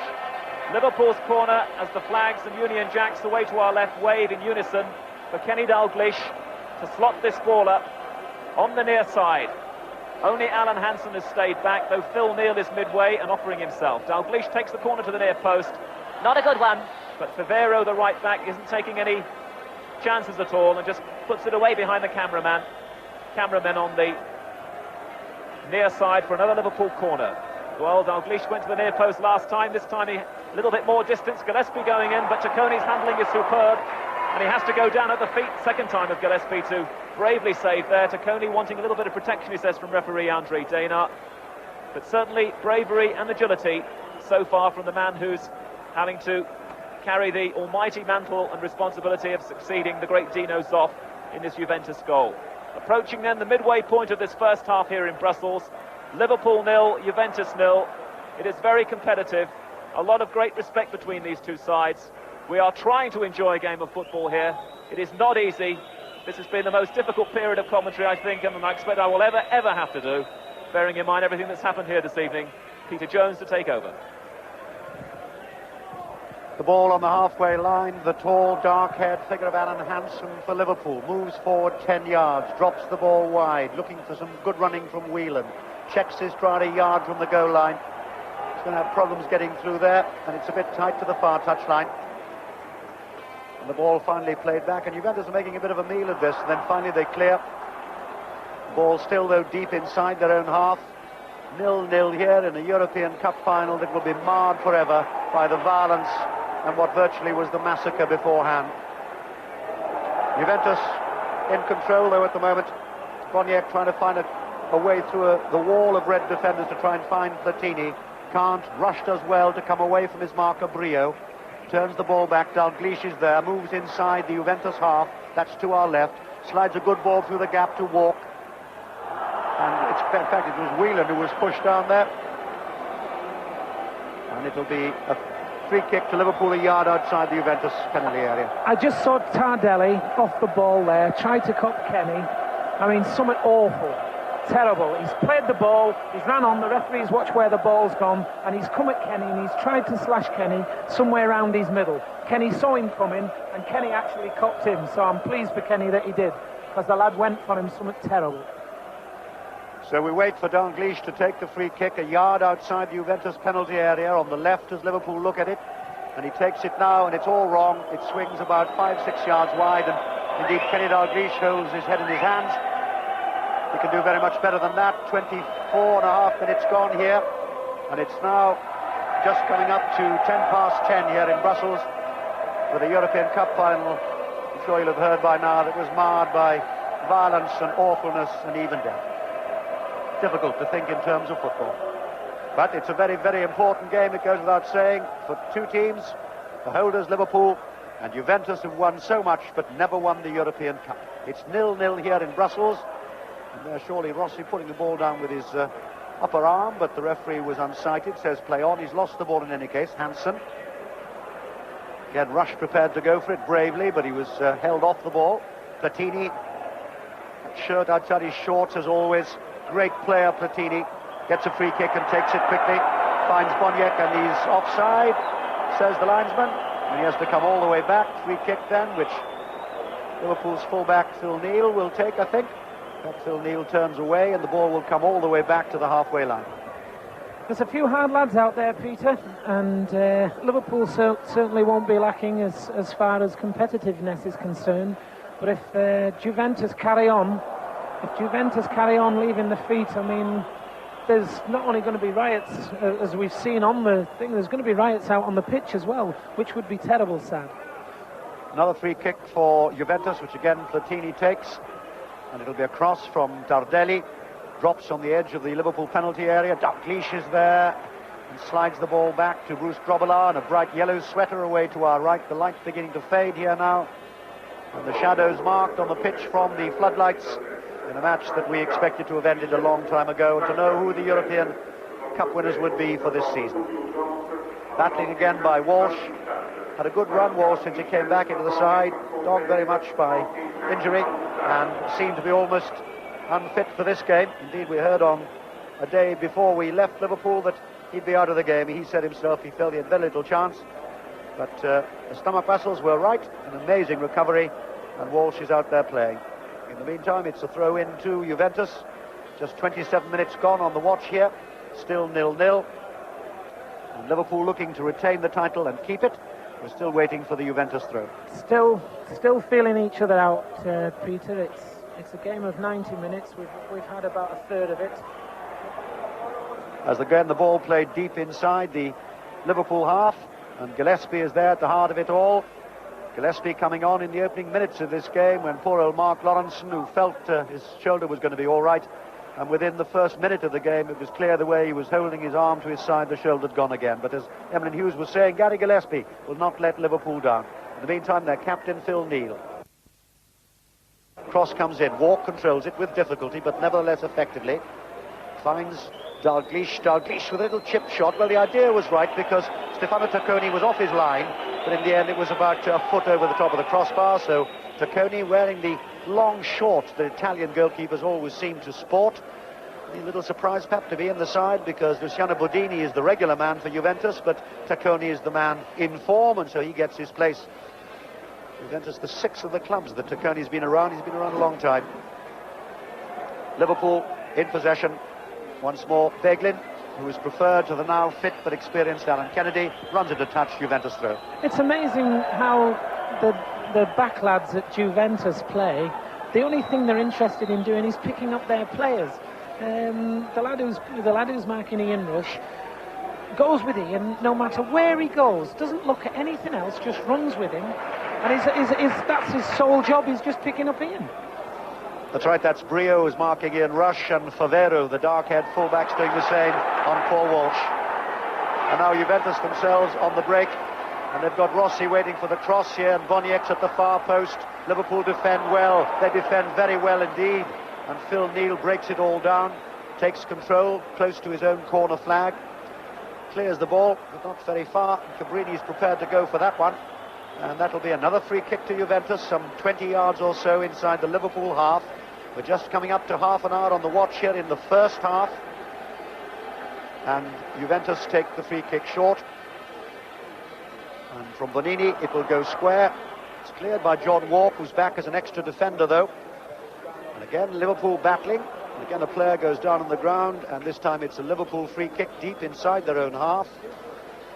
And this is a match, as we were saying earlier, that both teams want to win very dearly. One of the biggest prizes, if not the biggest in Europe. Won already 4 times by Liverpool and wanting a 5th, and Juventus wanting to win it for the very first time. Below us, Whelan plays down the line, tries to find Walsh, played it a touch by Favero, and again, as Emlyn was saying, Favero, the number 2, has never been more than a yard from Walsh for the first half an hour of this match. Whelan waits to take the throw just below us, down the Liverpool left, holds the ball above his head, hasn't too many options at the moment, finds Walsh, who's behind him, Favero. Walsh still finds Whelan, plays it flat, and in fact Liverpool haven't got too much room to work in, but Dalglish doesn't need too much room, and he still finds Hansen. Long ball from Hansen, and Rush looks for the back header. It's cleared though by Bonini, and it'll be a throw in once more to Liverpool. Beglin, and he'll find Whelan. Oof, a bad ball from Whelan, he gives it to Platini, and that wasn't a good idea. And then ball weighed wide in the end by Briaski. And again, Juventus in possession. Ball laid square, and the shot will come in, and Grobler with a very good save, diving to his left. It was the first really good effort there, and it came in from the fullback Cabrini. Good save, very, very good save. Not only did the lad strike it well, he got a bit of movement on it as well, and it's gone a little bit, and the lad's made a great save, kept it because everybody was following it in as well, and he's kept hold of it, and he's made a tremendous save. Very pleased. So the first real firepower from Juventus, that's one apiece so far, but it's still 0-0. And Liverpool going on a run themselves, but again that wall of black and white Juventus shirts, they don't clear it far though. Liverpool still have possession. Little chip ball from Neil, and a shot for Walk. Oh, and a save by Tacconi, and that had to be on. The ball chipped in from Phil Neal, and Walk had nobody within 5 yards. Maybe a little surprised that should have been put away. Yes, tremendous. What a great ball played through from Phil Neal as well. And they're all claiming that John Walk was offside. He wasn't offside. He's made a tremendous run, timed his run great. He's got in, and the keeper's done tremendous. And John did great as well, because John struck the ball well. Probably struck it too well. The keeper's caught it. He's had a bit of a bobble. And the keeper's a bit of a play actor as well. The first thing he did after he knew he'd saved, he's at the referee. Oh, what's going on? What's going on? As the ball again is played out by young Jim Beglin, and it'll go into touch, and the throw-in will be taken by Tardelli, one of the many experienced players in this Juventus side. Dalglish, Whelan plays it outside the defender. Rush on the edge of the Juventus penalty area. Cross comes in from Rush, a foot over the bar. Lovely work by the Welsh international there. Saw his chance, hit it with his left foot. Good ball coming in from Whelan, foot over the bar at the far post. Yes, 2 great minutes there for Liverpool. They've reached the Juventus defence twice, and Rushy there, I think it was more a cross than a shot, but the keeper's come near post, and it's just gone over the top of the bar there. So that'll give Liverpool heart, because these 2 defenders on Walsh and on Ian Rush are hard lads, and I mean hard lads. As Juventus played safe, back to Tacconi, the goalkeeper. For so long, of course, we were used to the great Dino Zoff in the Juventus goal. Now it's Mr. Tacconi, who's a little surprised, I think, to find himself here instead of Bodini. As we were saying, he's the man in form. 0-0 with some 12 minutes to half-time here in Brussels. And again, if you've joined us in the last minute or so, you'll be surprised to hear me saying that. When it's 10:15 here in Brussels, it's because of the crowd violence and the awful scenes we had for an hour and a half here tonight, including deaths. Juventus, edge of the area. Good clearance once more, though, by Liverpool, with Neil coming across to help Gillespie. But Juventus take it up once more. The ball flicked forward, and Grobler did well to come off his line. Rossi was coming in strong, and he had behind him the man Briaski. And Grobler did well. He was brave there as well as quick. What a shame, Peter. What a shame, Peter. Everything that's gone on before the game started, because what a good game this is going to turn out to be. 2 of the best sides, I think, after seeing the first half an hour, 2 of the best sides to contest a European Cup final in the last 10-12 years, and it could be a cracker as well, and we've got so many problems that have been created, and what's happened. Rush is set up by Dalglish. In the meantime, the shot comes in. Oh, what a save! Great shot from Whelan. That was screaming for the top right-hand corner, and a magnificent save by Stefano Tacconi, and it had to be. Great shot, better save. Corner then to Liverpool. And Steve Nicol, the Scotsman, will run across, and the Liverpool flags and banners wave now away to our left. And it's down that end that we have the Union Jack at the top of the mast, with the Italian flag away to our right. and we wait to see what Liverpool can do with the free kick. It's the far side from us, and it's a long way from where we sit. Liverpool right. They take it short, come in, and they're looking for Walsh. He can't get through that wall, though, and it really is a wall of black and white Juventus shirts. They set Platini off on a run. There could be danger here. Platini, he's got lots of defenders in front of him. Still Platini stands on the ball. Lovely control by him. Little chip coming in from Rossi. That's offside. Flag went up straight away. But when you see Platini in that position, there's problems. That was major problems, because when they took the corner kick down there, Platini's the nearest man to the corner. And the first thing he's done since then is sprint down the middle of the pitch. He's broke clear. And really they should have done better than what they did with it, because they had the Liverpool defence a little bit stretched there. Liverpool in possession again. Dalglish will find Whelan. He's been really will-o'-the-wisp all night, Whelan, so far. Still controls it. Slides it to Dalglish in turn. We'll find Beglin, the fullback, who's gone forward like almost an extra outside left. A couple of yards in from the near touchline, halfway inside the Juventus half. Walsh, and again that man Favero like a postage stamp. Ball breaks though, and Juventus will try the break themselves. Paolo Rossi had rather a poor domestic season, but he can raise his game when it matters. Long ball laid left once more, looking for Briaski, but Groblar read it well, comes quickly off his line. Looked very sharp this morning in training, did Bruce Groblar, playing as an outside right. He looked sharp, didn't he, Emily? He looked sharp when he come near me. But it was all good spirits this morning, and the awfulness of tonight, which will remain with us forever here in the Heysel Stadium in Brussels, with at least 35 deaths as a result of the violence. But here we are with football, and it's 0-0, and we've got now 8 minutes to half-time in the European Cup final of 1985. Platini trying to burst his way through. Hansen was too tall and strong. Platini claiming he'd been fouled. Swiss referee says not at all. So Liverpool themselves will go forward with that man Hansen. Chips the ball to the right. A lot of people inside that Juventus penalty area. Can Liverpool do anything here? Well, Whelan's twisting and turning and trying. Hasn't got too much room to move in, and he's claiming the corner, and the linesman says no. That will be, I think, a goal kick, says the linesman. Referee agrees. Dalglish looking a little bit disgusted with that. And Dalglish we expect to be named as the new player manager on Friday up at Anfield, with Joe Fagan announcing his retirement. But I also understand from a very reliable source that it could well be successors in the plural and not a successors. It should be intriguing to see what news will be broken at Anfield on Friday. But certainly Joe Fagan has had 2 wonderful seasons, and simply saying this morning he thought a younger man should do it. He was feeling a bit tired. And Joe Fagan, the man who came out to try and restore some order after the mayhem in the first hour here from the crowd. Dalglish back to Beglin, plenty of time inside his own half. And he'll find Gillespie, who's playing after the first few minutes with Lawrence off. Walk played down the line from Walsh to Whelan. Cross comes in from Whelan inside the area. Good header by Favero, and Bonini's going in to help out as well. Ball doesn't go into touch. Juventus regroup. Play it again for the tall, strong figure of Bonini, his 4th season with Juventus. Plays the ball forward.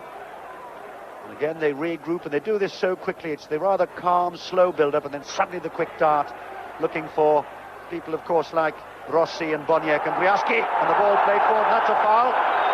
And Boniek wasn't happy about that one, neither was the referee, and that'll be a yellow card, I think. And John Walk's name goes in the book by the referee, Andre Denner of Switzerland, because that was troublesome, Emlyn. Yes, it was troublesome because he got past the Liverpool midfield and he was running at the defence.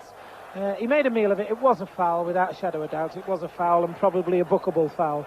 But he did certainly make a meal of it. And now there could be problems, because this fella Platini he can strike a ball unbelievable.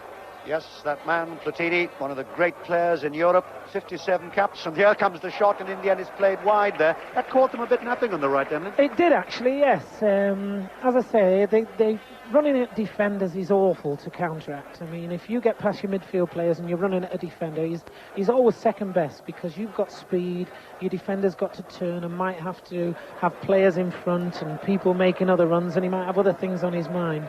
And the lad Boniek then certainly had a bit of a head of steam on.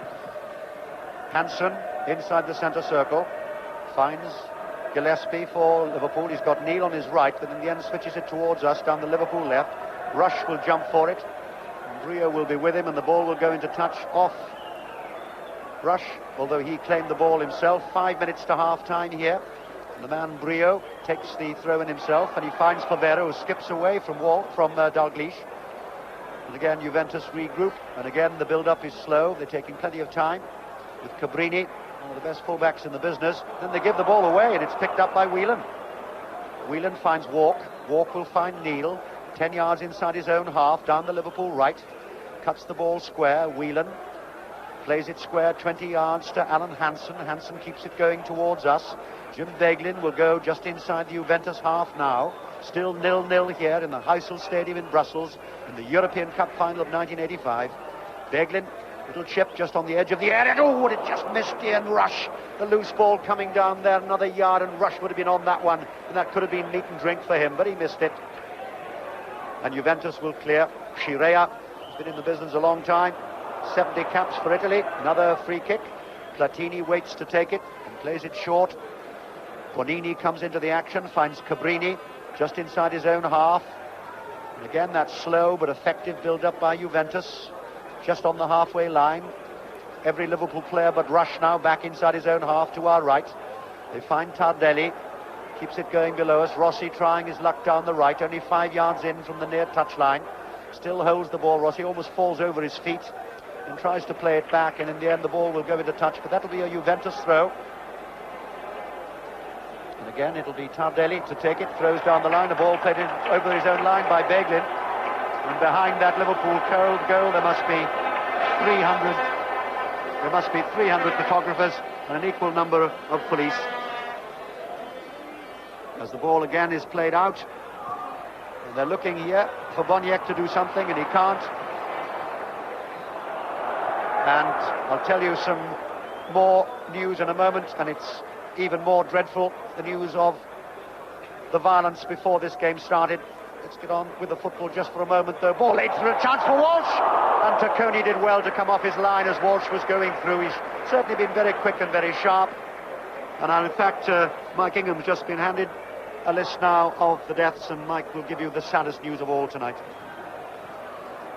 We understand that 42 people lost their lives here before this game got underway, and out of those 42, 36 of them were Italians and 6 English supporters as well. 42 people died then in the awful scenes 2 hours before this game. That's the reason that we are well over time here in the Heysel Stadium. 42 dead, 36 Italians and 6 English people.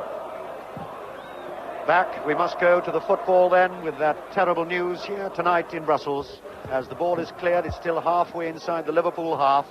And at half-time, which is now in about 2 minutes' time, I'll give you the emergency telephone number for listeners back home to ring here if you're inquiring, of course, about friends or relations. I'll give you that in just a couple of moments, and it's desperate that we have to say that.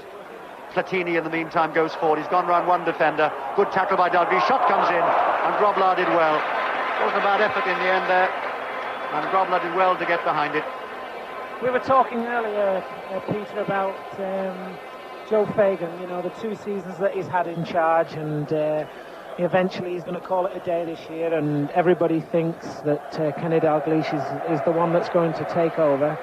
And people are saying that Liverpool and Joe this year have had a bad time. Now, he's only been there 2 seasons. They've won 3 trophies the first season. This season they finished second in the English League. They finished second in the English League this year. They got through to the semi-final of the FA Cup, and they're here again in a European final, a European Cup final.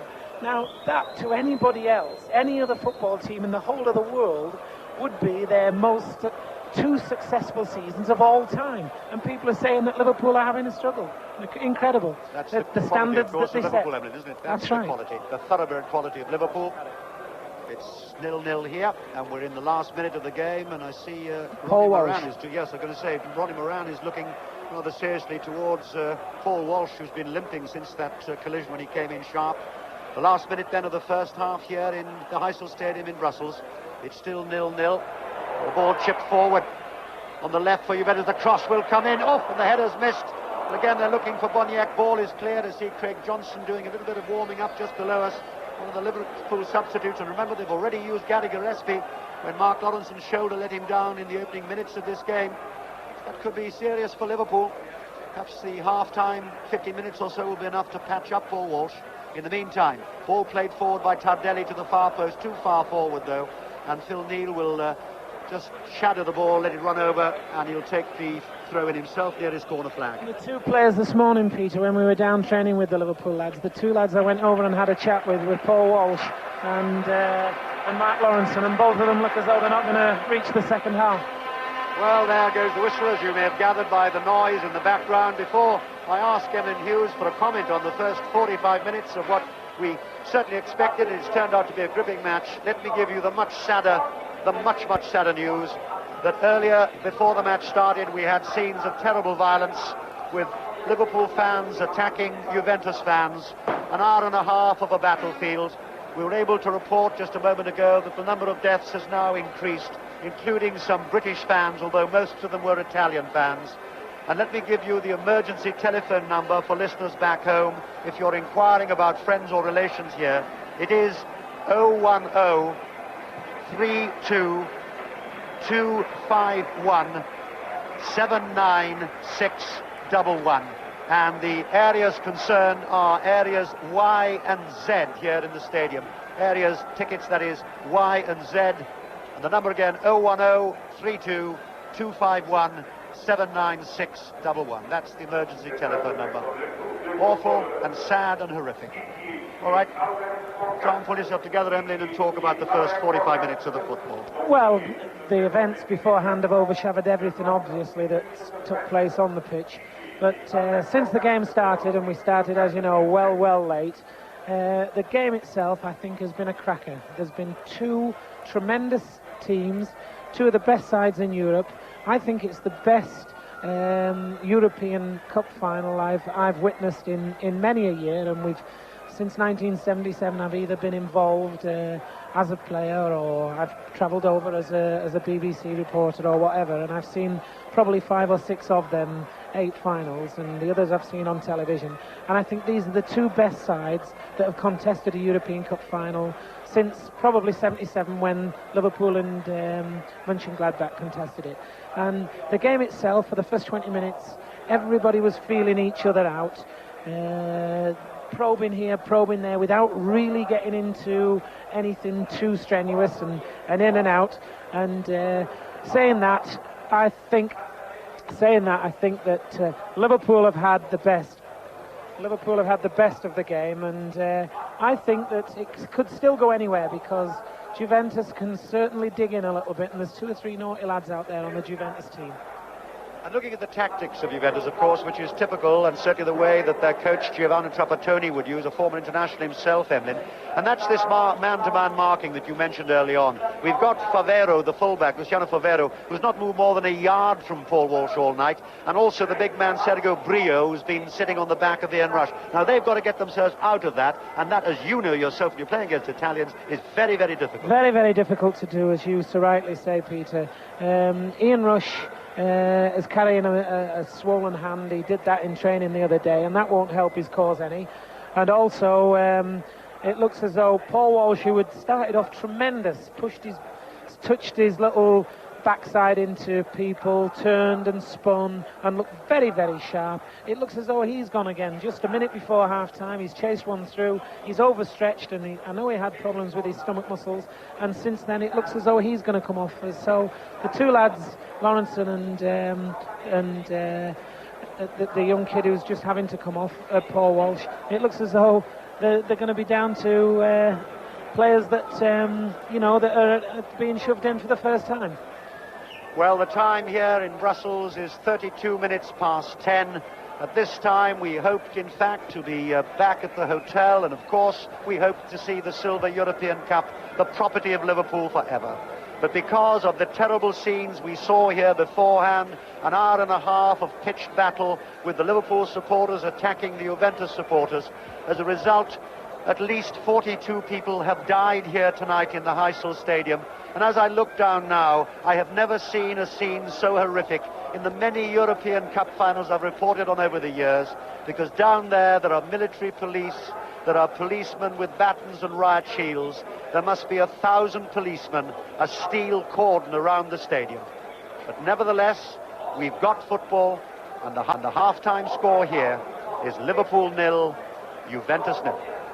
Reaction coming in from elsewhere as well. The Prime Minister has been following the reports and shares what will be the universal horror at the scenes. That's in a statement. She said that those responsible have brought shame and disgrace to their country and to football. The Sports Minister, Neil McFarlane, said that he had feared trouble at the match and had written to the Belgian ministers 3 weeks ago, urging all precautions to be taken. And Liverpool Member of Parliament David Alton said, following so quickly after Bradford, it's a double tragedy. Tonight's events put a pall over the reputation of Liverpool Football Club. The FA Secretary, Ted Croker, caught up with tonight's news at Miami Airport. He's on his way to join the England party in Mexico. After informing him of the events, Gary Richardson got his reaction. Well, it's obviously come as a shock to me because this is the first I've heard of it. I had no idea anything untoward had happened at all, so it's very hard to react. This is obviously another disastrous event that depresses me completely, and I feel, well, just the feeling everyone feels when there is a major tragedy such as this. Do you have any idea at all what the consequences might be? I have no idea, none at all.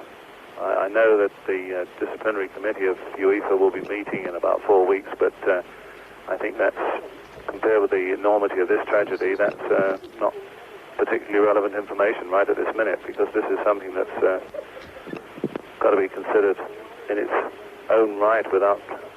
Well, I'm just shocked. I can't say any more, I don't think. It is already being suggested that UEFA will not tolerate this at all, and they will finally say, that's it, English clubs no longer will compete in European competition. Do you feel that could happen this time? Well, obviously one's got to know the facts behind it, because we're not... I don't want to go too much on this tack at this stage, because we're obviously going to be mourning those who are lost, but there is an awful lot of comment made about our supporters who don't do us no credit, but there are also, unfortunately, similar idiots from other countries as well who've made their mark in Europe these days. So I think we've got to know the facts at least first, but I think that any consequences will come out of this, and certainly what you're suggesting is not an impossibility. The Football Association have been criticised recently by the government. They say that you're still not taking a strong enough line against the way supporters feel. Do you think now that you might change your tack in view of what's happened this evening? If we thought there was anything else sensible we could do, we would. As you know, in the England matches, we take no tickets whatsoever now, and we discourage people from travelling, so we can't do more than that. As far as these matches are concerned, our international liaison officer will have helped them all he can, but as far as people leaving these shores to go and watch football matches or other things, there's nothing whatsoever we can ultimately do about it. The FA Secretary, Ted Croker, talking from Miami. The game itself is back in motion, so straight back to Mike Ingham. And here in the Heysel Stadium, an hour and a half behind schedule we are. The second half is 25 seconds underway. And Liverpool, as we rather anticipated at half-time, have made a second substitution. Paul Walsh, who was struggling badly in the closing stages of the first half, perhaps with a recurrence of the stomach strain that he's had. He also got whacked quite a few times as well for his troubles in the first half. Hasn't come out. And Craig Johnston is up front for the second half alongside Ian Rush. Juventus just the way that they were in the first half. And what a tragedy this is, of course, because for the most part of these opening 45 minutes, it's been on the field really the match, the high-quality, competitive match that we might have expected between these two sides. 0-0 then, everything absolutely to play for still in this second half. And Liverpool trying to gain ground over on the far side there left. Ronnie Whelan combining with Craig Johnston rather, and it's a Liverpool throw-in 10 yards from the corner flag. It's back with Jim Beglin now. Beglin has to backtrack slightly, working himself a little angle. Still Beglin. Back to the man over on the far side, Whelan. A lovely curve ball from Whelan. Walk trying to get in on the back post, but Cabrini is there, and so too is the fair head Bonini. And that'll be for Tacconi. A goal kick, and Tacconi, very much one of the Juventus men of the first half, made some splendid, agile saves to keep the Italians in this game. Just to interrupt a second, Mike, I've just had a report which still needs to be confirmed from a UEFA official that whatever happens here tonight, the European Cup will not be presented at the end of this game as a result of what happened earlier, and that there will be no lap of honour. That's to be confirmed, but that has come from a UEFA official. The Cup will not be presented tonight, and no lap of honour. And that would seem to be right. No honour really here at all this evening, anywhere to be found. No presentation then at the end of this match. We'll get a comment from Emily Hughes on that in just a few moments. Public address system at the moment drowning us out. Liverpool trying to gain ground down the right, and Craig Johnston coming through. A little bit high though there, Craig Johnston. Vero, the fullback, asked for the free kick, and they love to take these free kicks quickly to Juventus, and they're already breaking. Platini to Bonini. Bonini rolls the board forward. Rossi's chasing it to this near side, trying to keep it in. Does so, hustled all the way though by Phil Neal, and happy in the end to let the ball run out for what he thought was going to be a throw into Juventus. And who on earth wants to claim this? Phil Neal does. Throw into Liverpool, the captain to take it. 20 yards from goal. Near side, the Liverpool right. Liverpool attacking the goal then, away to our right during the second half. We're sitting midway inside their half. A loose ball though, and a chance for Shirea to feed Boniek. Midway inside the Liverpool half, over on the far side, the Polish international Boniek. Now with Tardelli. Juventus building slowly. Breaking down again in midfield, having to come again now through Boniek, 30 yards from goal. Maybe trying his luck now on this side. Platini inside left position, trying to play a 1-2 there with Rossi. Liverpool cut it out, and it's a Juventus throw just down below us. And Antonio Cabrini, the left back, to take it. Cabrini then with the Juventus throw. We saw that our microphone problems out here in the Heysel Stadium as the supporters make themselves heard. Favero now to Platini, just inside the Liverpool half. Central position, arrows the ball over to the far side. A lot of Juventus possession at the moment. Liverpool, though, happy to get lots of men behind the ball and wait for Juventus to come at them. Rossi digs the ball back to Bonini. Juventus have made about 15 or 16 passes. They're still making the moment. Platini, though, just plays it too far in front of him. Liverpool take it away. Hansen, little casual from him, but picks up Dalglish midway inside his own half. Dalglish turns away from trouble, and it's now with the Republic of Ireland international Jim Begdon over on the far side, already inside the Juventus half. With the other Republic of Ireland player up there, Ronnie Whelan. Whelan to Rush, a little bit of space for Rush maybe, edge of the area, digs the ball into the box. Cabrini's back to Coney. Emlyn, the news that there will be no presentation, no lap of honour this evening, that has to be the right move, surely. Very, very much so, yes. I wouldn't think anybody would want to do a lap of honour tonight after the scenes we've witnessed. And I also think that not presenting the cup is the right thing to do as well, because again that would only incite people into, after whatever's gone on, if one side has won the cup. And the other thing I don't want to happen is it go to penalties. I mean, I think that would be awful again. As daft as it sounds, I'd like the game to be a draw, and for UEFA to turn around and say no extra time and share the cup for 6 months. I would love that to happen, because at least it would then give them a little bit of hope to cling to, that things haven't gone totally and utterly wrong as far as their team is concerned. Well, that would be, in this noble and stately city, a noble gesture, certainly, I think, at the end of this evening. And at the moment, certainly, that sort of result is on the cards as well, because it's so very tight in this 1985 European Cup final. We played 5 minutes of the second half. It's still Liverpool 0, Juventus 0. Liverpool, by the way, have used already both of their substitutes. They wouldn't have wanted to, but it's been forced on them. Gillespie's on, and so too is Johnston, because of injuries to Paul Walsh and Mark Lawrence. Liverpool have taken a free kick. It's been headed away to this near side. And Steve Vickle now with a throw-in. Trying to get Johnston going. Johnston going up in the air with Cabrini. Juventus scramble it away. And now Briaski approaching the halfway line. Liverpool, though, tackling back well. John Watt was the man there. And Phil Neal completes the defensive work all the way back to Bruce Grobbelaar. Who will ever forget Grobbelaar's penalty antics last year when it was another Anglo-Italian final in Rome. Liverpool winning it on penalties, and Grobbelaar doing all sorts of things, of course, to try and upset Graziani and Conti and those Italians.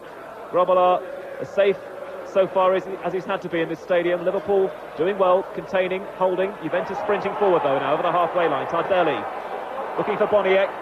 Liverpool, though, standing up well, and now Platini takes over. Platini with the ball over to the far side. Juventus crowd don't like that one, but the flag was up straight away. Platini is protesting. Mr. Danar from Switzerland is very, very firm. He runs straight across to the spot where he wants this free kick taken. The linesman stands motionless over on the far side, midway inside the Liverpool half. And when we get the ball back from the crowd away to our left, it'll be a Liverpool free kick. I wouldn't think that Platini's doing himself or his team any favours, actually, demonstrating like that to the referee and holding his hands out and pretending to do a mock fall over and that, especially with what's gone on earlier. And he wants to cut that out as soon as possible, because he's a better player than that. He doesn't need to do that. Alan Hansen then, just to repeat, without his defensive central defender, Mark Lawrenson, without a dislocated shoulder, and Alan Hansen has really stepped up a gear here tonight. He's had to. Now with Gillespie, the man who's taken over from Lawrenson. 20-yard ball over to the far side to Whelan. Whelan running with it, looking for somebody to move and help him out. It's Kenny Dalglish who's playing behind the front two tonight. Spreads it wide to the far side, and the long legs of Alan Hansen once again seen pumping forward now for Liverpool. A little bit tight to the line though. Craig Johnston is trying to work himself a little bit of space, but you don't get that against Juventus. Favero is there. Johnston plays it quickly. Dalglish chests it off back to Johnston. Johnston trying to release Rush in the penalty area. For half a moment it looked as if Brio had taken his eye off the ball, but Tacconi, the goalkeeper, is supporting well from the back, and he's already released Briaski on this near side, but Briaski running into trouble. And now Phil Neal sprints a little and then plays it short to Whelan. Whelan is getting through an awful lot of work here for Liverpool. It's with Steve Nicol, 2 or 3 yards in on the right. A little chip that doesn't quite work as he tries to go over the left back, Cabrini. Cabrini cuts that out. And now Rossi's backpedaling and getting caught. Is he? No. He manages just at the last minute to flick the ball to Boniek. And now Tardelli disputing possession in the centre circle with Whelan. Juventus now get it wide over to the far side to Boniek, who's taken up a good position. Boniek stabs it forward. A little telegraph though that. Beglin cuts it out. Beglin though gets himself in trouble second time round against Boniek. Boniek took it off him.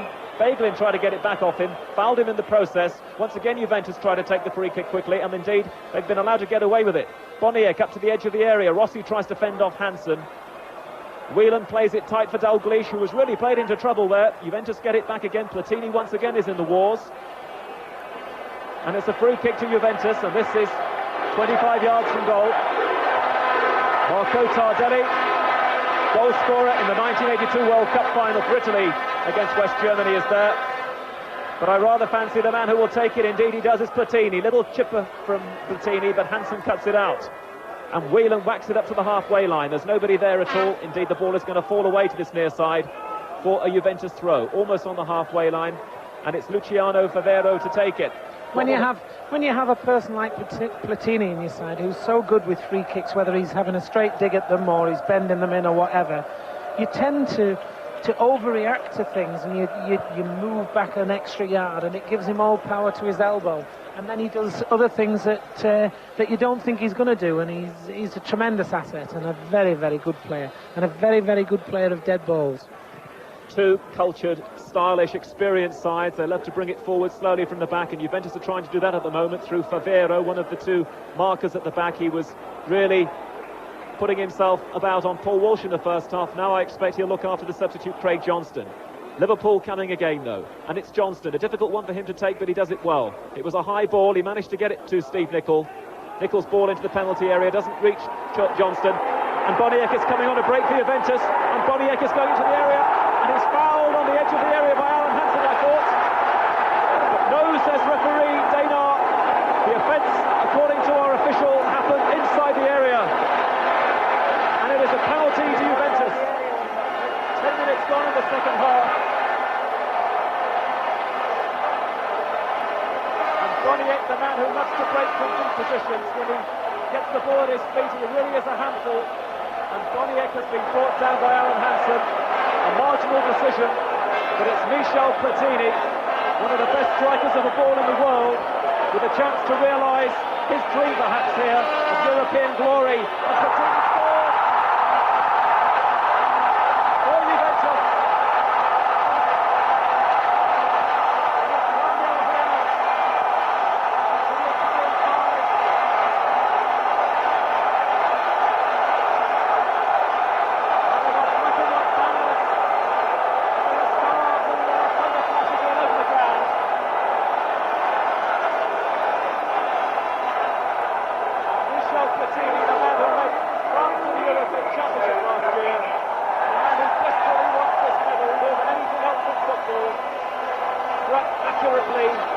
wide of Grobbelaar's right.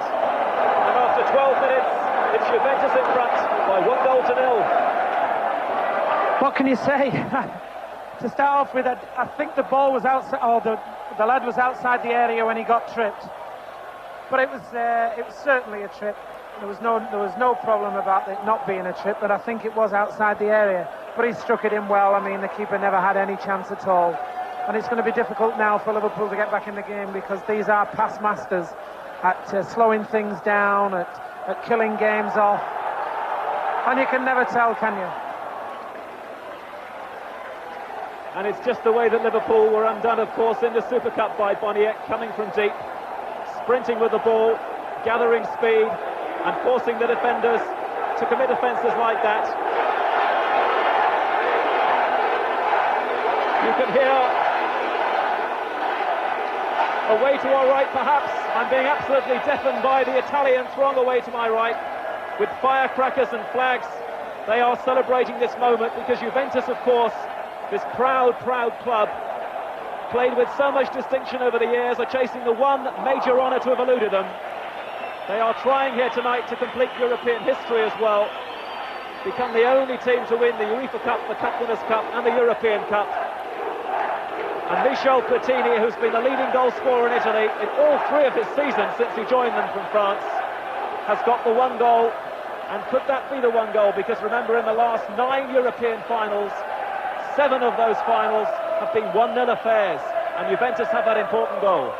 Since they've scored, and it's only been 3 minutes ago since they scored, they've wasted so much time on taking a goal kick, getting the ball out, doing what they don't want to do, and really frustrating, you know. And it's going to be a terrible last 35 minutes for Liverpool, because it's going to be frustration all the way. Alan Hansen then illegally stopping Boniek in his stride. Edge of the area, or was it just inside the area? Well, the only man who matters, of course, is the referee, Mr. Daniel from Switzerland. And he pointed immediately to the spot after a quick look at his linesman. And it's Platini's penalty now that divides these two sides. Juventus 1, Liverpool 0, and Liverpool coming from the back. And John Walker's come right back, deep in position inside his own half to get the ball. Now with Phil Neal. Neal with a little chip to Johnston to this near side, and in goes Favero straight away on Johnston, takes him out of the game.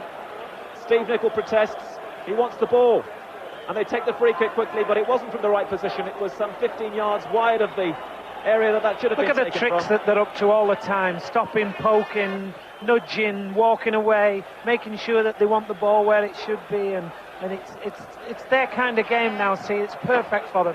They're 1-0 up, and they want to spoil everything now.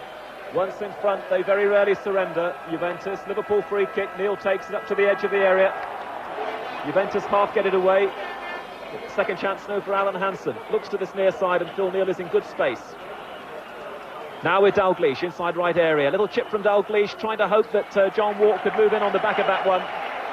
Juventus shadowing him all the way as the ball runs behind Sacconi's goal for Juventus goal kick away to our right. Joe Fagan appears on the running track. I don't quite know what that is all about in his red tracksuit down there, having words with one of the officials. It's the doctor, actually. It's the Liverpool doctor he's having a word with, so I don't know what's gone on there now.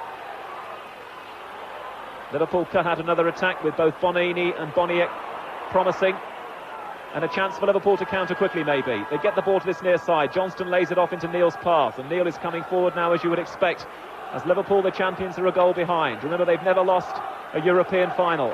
Jim Beglin, the Irishman, 20 yards from goal, thunders one in straight off Bonini, hits him on the backside and runs over to that far side. Beglin hoping maybe he might get a corner, but it won't be. It'll be from 2 or 3 yards from that flag. A Liverpool throw in, and Ronnie Whelan has it.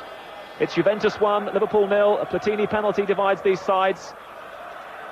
And Tardelli, edge of the area, showing composure, goes back inside the area, finds Bonini. Juventus get it up to the halfway line. There's only Rossi there, and Hansen and Gillespie between them. Managed to get it back from that halfway line to Bruce Grobbelaar, and the crowd don't think too much of that. Boniek, the man who was fouled then by Alan Hansen. Such a racy, pacey player, Boniek, as he's shown so many times in world and European football. And Platini gave Grobbelaar very little chance. Grobbelaar checked to go to the left. Platini rolled it to the right of the Liverpool keeper. You would always back Platini, I suppose, against any goalkeeper in the world, really. I mean, wouldn't you, in that sort of situation? Yes. As we'd said it, ironically, 2 minutes beforehand, what a good kicker of dead ball situations he is, and really give Bruce no hope at all. Stuck it into one corner when Bruce went the other way, and Bruce was about 3 or 4 yards away from it. Last person in the world you really want to run up against when it comes to penalties, but Liverpool still aren't finished. Whelan runs it back, and Liverpool, through Jim Baglin, the fullback, cannons off to Coney, and that was a good effort from the Republic of Ireland man. Coney, though, is getting his knees and arms down at just the right moment, and he has saved Juventus on 2 or 3 occasions already in this game. Now a chance for Stevie Nicol. Phil Neal helping out. Neal goes inside, and Dalglish is in a lot of space, wearing 7 tonight. Dalglish playing behind the front 2, and the front 2 now, remember, are Johnston and Rush. There is no Walsh and there is no Lawrenson anymore in this Liverpool team. They're both off injured. Dalglish trying to get Rush going, and Rush hasn't had too much joy out of Brio. I mean, he couldn't make that one anyway. It was far too high for him, but no, we haven't seen too many flashes from Rushy, have we, the big lad against Ian Rush is not only a bully, which he is. I mean, he's a good bully as well, because he can play a little bit, and he's a big lad, and he's giving Ian very, very little room at all. Wherever the ball's been, and Ian's been, he's been half a yard behind him, always ready to leave a foot in behind him, and he's giving Ian a fairly torrid time out there tonight. And those big men at the back, just to remind you, the vastly experienced Brio, wearing 5, the stopper, and then behind him, a spare man at the back, the sweeper, the libero, Shirea, captain of club, played for his country as well on 70-odd occasions, and will be doing so next week against England in Mexico, in one of those matches that England have managed to fit in, of course, a year away from the World Cup finals. Italy, remember, the holders of the World Cup, and the nucleus of that team came from this club, Juventus. And Juventus at the moment are on the way to realising their dream of European club glory, leading Liverpool by 1-0 a Platini penalty. Another Liverpool move breaks down, and once again it's Platini coming in with the interception. And Platini is fouled, having won the ball back. And so 5 yards from the halfway line, takes a free kick himself. Looking for Briaski. Gillespie gets up nicely to head that one away. Whelan takes over and looks for Nicol, and the Liverpool midfielder getting a lot of the ball at the moment, but Juventus are quite happy about that. In the last 18 yards, though, it'll take a brave man to go in against those flying feet. Dalglish, good ball to Whelan in space. Whelan, left edge of the area, a little curler from Whelan. Rush almost released, but Brio managed to get a little flick on it at the end and force it away for a corner on this near side. Just for a moment, Whelan looked to have got the elevation on that, but Brio, watching it all the way, managed to just slant it behind for a corner on this near side. Craig Johnston wearing 16 to take it. Juventus 1, Liverpool 0. Platini penalty. Johnston corner. Walk climbing well. Platini clearance. Anywhere will do, he says. Whacks it up to the centre circle. Alan Hansen all on his own. Not a man near him for about 25 yards. It's with Phil Neal now. Phil Neal trying to beat the fullback with the high ball. In comes Ronnie Whelan, hits it on the first bounce. Dana, the referee, signalling again another offence edge of the area. And Juventus will take all the time in the world over this.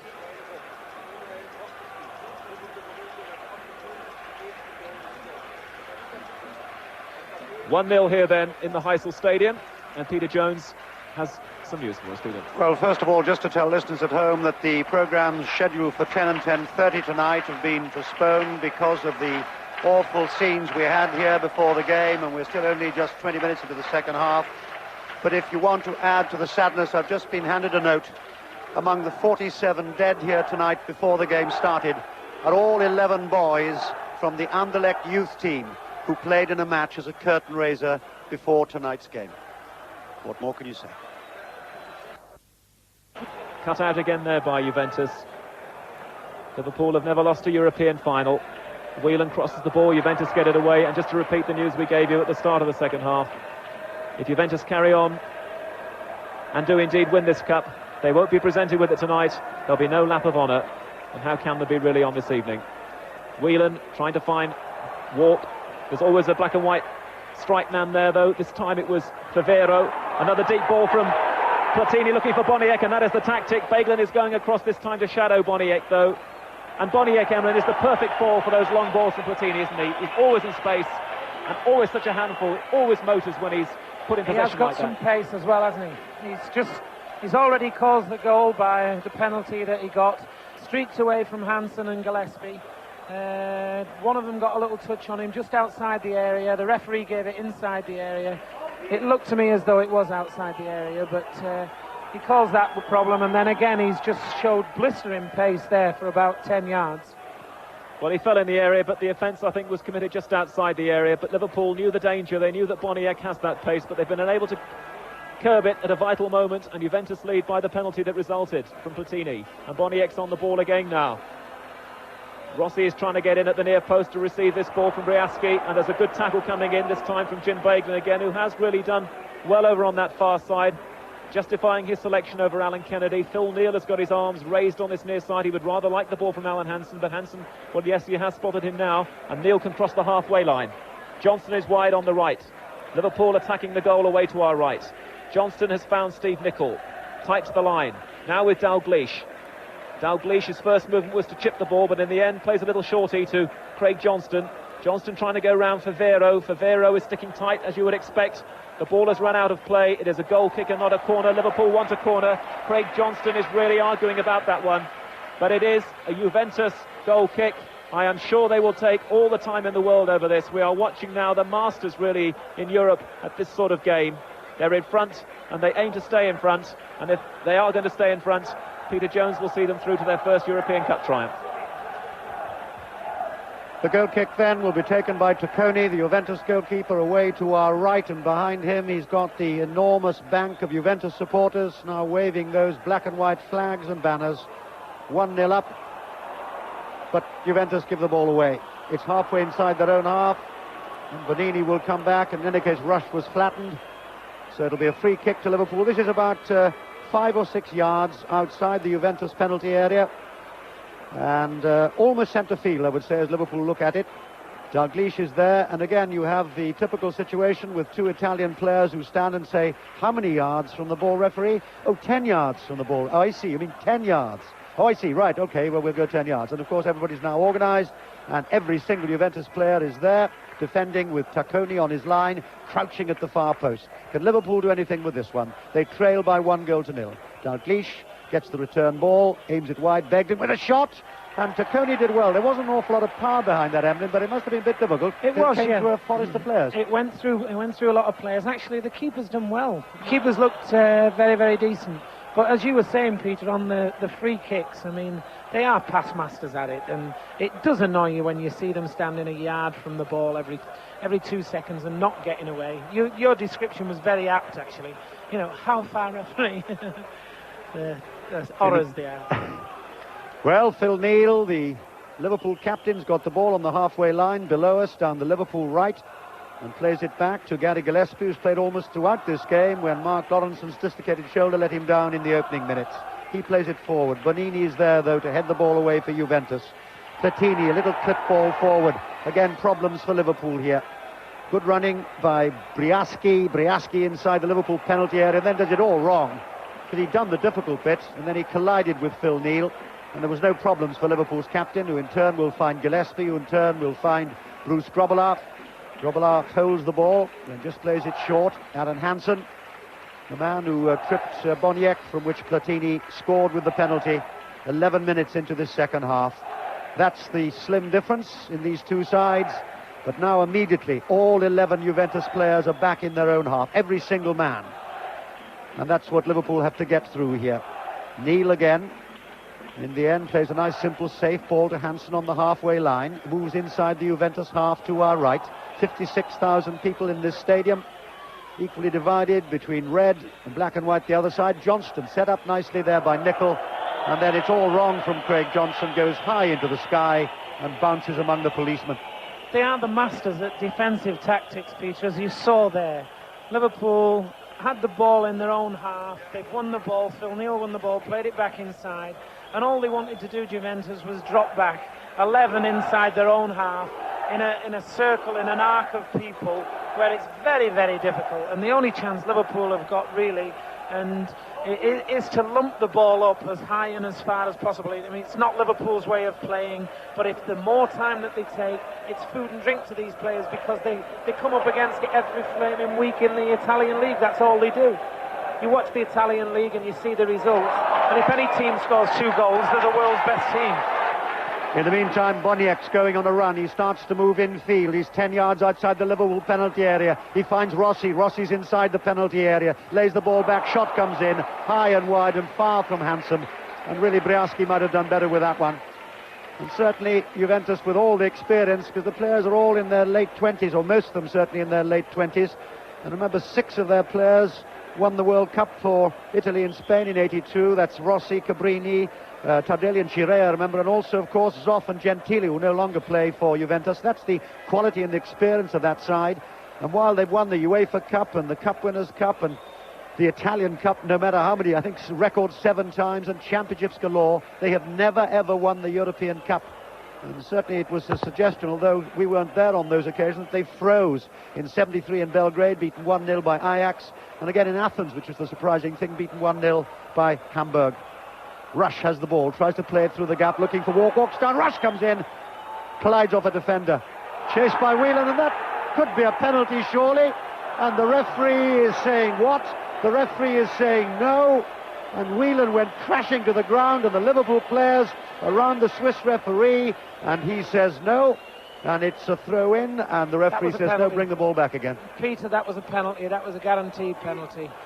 The lads took it, he's just got there before him, and he's took both his feet down there. The referee's had a look at it, and he's thought to himself, no, I don't fancy giving another one here. So all Liverpool get from that is a throw-in, and then a high ball is crossed across the Juventus penalty area. The referee says no, we'll come all the way back, and that's a free kick to Liverpool. So that might be, well, a talking point, because now we've had 29 minutes into the second half, and Juventus lead by 1-0. Platini from the penalty spot after 11 minutes. I see 2 of the Juventus substitutes doing some warming up on the track below us. Liverpool take the free kick short, comes across the area and headed straight over the bar. And Hansen was up, likes to go up for the set pieces, and that'll be a goal kick to Juventus. But they are certainly past masters at holding on to what they've got.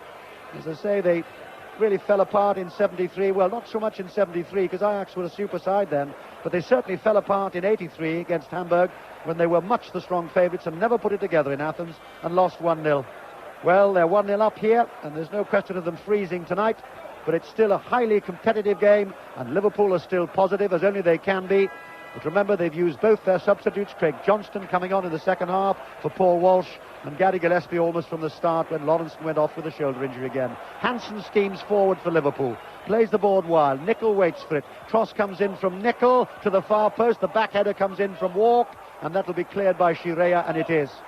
Again, looking for the quick break, but they've got a long way to go, Juventus, because again, all 11 of them are inside their own half now. We've got 15 minutes to go in the 1985 European Cup final.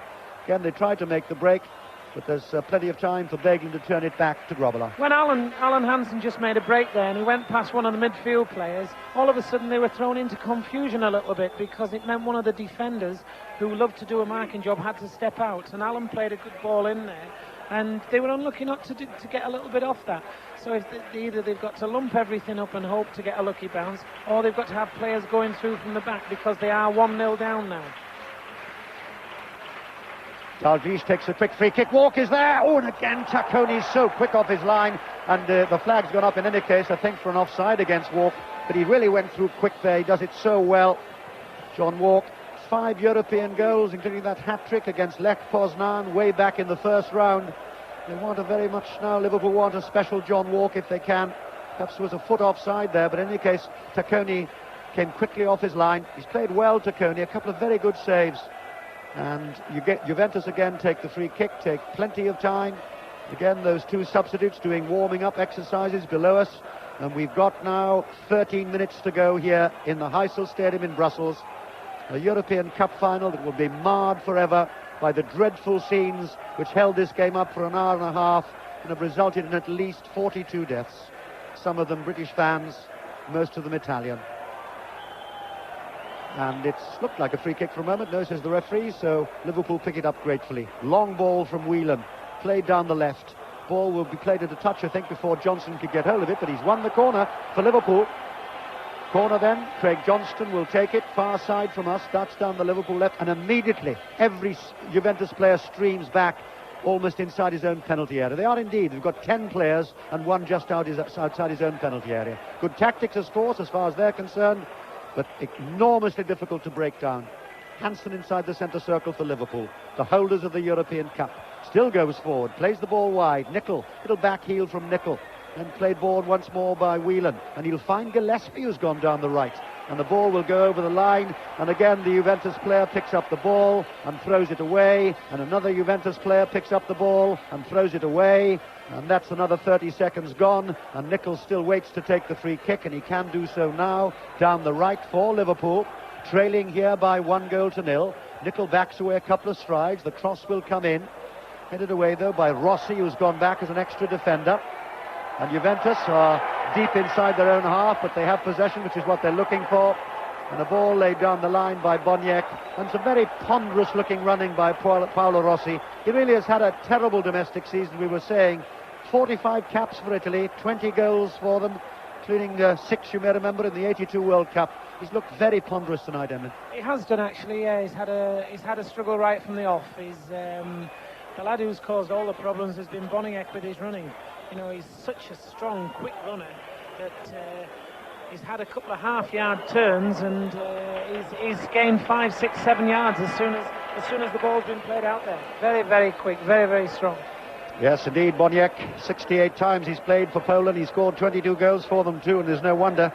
He's only scored 1 European goal so far in this campaign, but he scored both those goals in the Super Cup against Liverpool, you remember 3 months ago, but that game was a farce, played on ice really, in Turin, so that really didn't count. But this one may count tonight when Boniek was tripped by Hansen and Platini scored from the penalty spot. Juventus again take possession, but Priaski can't get round Phil Neal. He was being protected by Gillespie just in case it was required. It wasn't. 11 minutes to go here. Liverpool 0, Juventus 1. Long, deep ball inside the Juventus half. Shirea's underneath it, but Liverpool pick it up again. Walk will find Nicol, plays it through the gap. Whelan tries to get the cross, can't. It's gone off Bonini for a corner. And Bonini looks as if he's going to give it to the Liverpool player and then throws the ball away. Pass masters, but they've got the goal. I wonder if that's going to be the one that really could decide it. Johnston with the corner for Liverpool, deep to the far post, edge of the penalty area. The shot will come in. Oh, great save from Tacconi. A wonderful shot from Beglin. And that was surely going into the top corner. And that was a save of saves. Tacconi, brilliant. Another corner then for Liverpool. I'll ask Emlyn Hughes for a comment there. That's as good as you'll see. Here comes a Johnson corner again. Again, the header will come in. It's still inside the Juventus penalty area. Shot from Nicol. Collides with Shirea. Ball is cleared. Liverpool on the rampage here. But they're 1-0 down. Ball will not go into touch, or will it? Yes, it will. Throw into Liverpool. They take the throw. Far side down the left. Beglin with the cross. Edge of the Juventus penalty area. Johnston with the header that bounces easily into the arms of Tacconi. Tacconi will remember that save for a long, long time, Emlyn. He's done very, very well, the keeper. He's done tremendously well, and that's 2 shots from Ronnie Whelan he's saved, both very, very similar. He's turned and he's half-volleyed both of them, and the lad's got across tremendous there. He's made a brilliant save. So Liverpool still trying to break down this Juventus defence, which is formidable, and Nicol's trying to do it down the right. The cross comes in from Nicol, the header comes in from Rush, and it goes off a defender, I think. No, says the referee. That'll be a goal kick. Lovely cross from Nicol, absolutely perfect, and Rushy was there. Great, tremendous. The game has been so good. I've enjoyed every single minute of it. Juventus a good side, Liverpool a good side. Liverpool done a lot of the attacking. Juventus waited and counteracted, got the goal when they needed it, and I mean have defended like only Italian teams can defend, with 11. I think sometimes they have 15 men on the pitch. Sometimes looks like that, it's true. And they defend once more. And Platini, a rather wild back pass by Platini, so much so that Tacconi's got a race outside his penalty area and plays the ball into touch. Now the throw is 4 or 5 yards from the Juventus corner flag, and Liverpool are still going forward here, but they're 1-0 down, and we've got now exactly 8 minutes to go here in the Heysel Stadium in Brussels, and the Platini penalty divides the two sides. A high cross comes in and drops straight into the arms, though, of Tacconi, and he takes plenty of time, which of course he's certainly allowed to do, just touches the ball on the turf. And again, we've got that formidable array of policemen in their white helmets away to the right, and the more policemen we can see here tonight after the awfulness of what happened before the game, the better it must surely be. but still heaven knows what will happen when the final whistle goes. That is, of course, unless there's extra time, should Liverpool be able to get back into this game. Hansen plays it short and square. Gillespie again keeps it coming towards us. Neil finds the gap, finds also Craig Johnston. Tackle coming in though by Favero, but Johnston gets the loose ball again. Hasn't got too many options at the moment, then makes the cross. It's fairly flat. It's allowed to run on. Can Whelan get the shot in? And it's finally cleared by Brio, I think it was that time. And now everybody but Groblar is inside the Juventus half, and Liverpool straining every muscle now and every sinew to get back into this European Cup final. Neil again lays the ball forward. Rush, high ball from Rush, maybe a little bit too high. Back header comes in, drops to Nicol. Can he get the shot in? Collides once more, this time with Cabrini. And Juventus take possession. Whistle goes though, and that'll be a free kick to Liverpool. Halfway inside the Juventus half. Plenty of cheers now from the Liverpool supporters away to our left. And again, the Juventus players will stand on the ball. And the Swiss referee comes over and explains the rules, of course, that they don't know, that they have to be 10 yards off the ball. They've now sorted that out, and they are all there defending. Dalglish with the free kick, and it slides off the top of a defender, I think. I think it was probably Brio, so it'll be another corner to Liverpool. 6 minutes to go here. Liverpool 0, Juventus 1. They take the free kick short to Whelan. Played back to Dalglish. Dalglish hasn't got much room to move in, but Liverpool still keep the possession. Chirea heads the ball away. Platini's back also helping as the defender. They're all defending now. Neil with the cross inside the area. Header comes in a foot wide. Liverpool have played tremendously, honestly they have. I've been ever so impressed with the attitude that they've had and on difficult situations, on difficult grounds. And they've come out here tonight.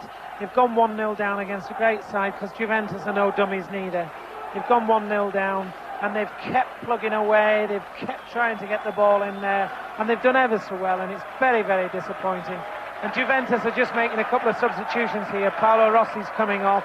He's coming off. Number 14's going on. Prandelli's just coming on for him. So Paolo Rossi, as you were just saying, has made... no, Rossi hasn't come off, actually, as it happens. They've just brought Breaski. He's the one that's come off. Well, Claudio Prandelli is an out-and-out defender, so not surprisingly, Juventus now intend to hold on to what they've got as the ball is allowed to run through to Tacconi, but there have been 3 quite superb saves from the Juventus goalkeeper tonight. And there's nothing, no one can take anything away from Liverpool's resolve. Remember, they lost Mark Lawrence in the opening minutes of the game with a recurrence of his dislocated shoulder, so Gillespie's on for most of the match, and then Walsh limped off painfully at half-time to be replaced second half by Craig Johnston. And again, that man Tacconi's got to come off his line, because again, Rush was there. Walk did some good work on the left. Tacconi holds the ball, though, safely to himself, and still a couple of Juventus substitutes doing again a little bit of warming up just below us. Liverpool trailing here by 1-0. Phil Neal goes forward again. He's halfway inside the Juventus half. Slips the ball sideways to Nicol. Cross comes in from Nicol. That hit the Juventus defender on the hand, but it was clearly accidental. Platini plays the ball right. An awful ball from Platini. There was nobody there at all. So Liverpool take possession with 4 minutes to go here. They're 1-0 down. Hansen going on a little gallop, but he's given the ball away. And Boniek goes racing back to try and pick up possession. He can't. Dalglish, just inside the Juventus half, chips the ball forward. Rush finds Neil. In turn finds Nicol down the right. Nicol plays the ball back to Neil. The cross comes in from Neil. That, I think, is the goalkeeper's ball. He was challenged. And again, Tacconi comes out looking as if he wants to destroy John Walk. It was a fairly innocuous challenge by John Walk. I think it was a foul, but Tacconi wanting to take the law into his own hands. He's been sorted out by the more experienced players around him, and we've got exactly 3 minutes to go here now, and there are shouts, as you can hear in the background, of Juve, Juve, Juve. Are they going to win their very first European Cup in 3 attempts? And will the cup not go to Liverpool for the 5th time? And of course, if it did so, would stay with Liverpool. Who announced this morning that Joe Fagan would be leaving, as the manager that is, but he was making it clear he wants to stay at Anfield, a vital member of the old boot room there. And Kenny Dalglish, we understand, on Friday will be made player manager along with an associate. That's all we can tell you, that's all we've learned. But it's going to be successors rather than a successor to Joe Fagan, as the ball is played into touch, and Juventus did what they wanted, which was to gain about 50 or 60 yards. So it's now deep back inside the Liverpool half to our left. And Beglin with the clear. Wasn't a good one in the end, and it spins off his boot and drops into touch, which of course is excellent as far as Juventus are concerned. They can take much more time now. They're very much in the driving seat in the last couple of minutes of this European Cup final of 1985. And they'll throw the ball down the line, and the flag goes up for a free kick, I think, for a foul by Beglin. So again, they can take plenty of time with the free kick. It's exactly what they will want now. That's just the script they would have wanted to write. And the noise will get louder and louder from the Juventus supporters below us and away to our right. And we simply pray to heaven that when the whistle goes, if it should go at the end of 90 minutes, there'll be no sort of repeat of the violence and the ugliness before the game started. In the meantime, Platini's got the ball, and the cross comes in from him. Disturbs a ball boy rather than anybody else. They're way over the top. And Liverpool hurry to take the goal kick now. We are moving into the last minutes of this European Cup final. Nickel deep inside his own half, and the referee says no. That has to come all the way back again. And there's going to be another substitution. It looks to me like indeed it has to go back. So Juventus again taking a little more time. Vignola will come on as the second substitute. Vignola comes on for what will be the dying seconds of the game, and Rossi now has indeed come off.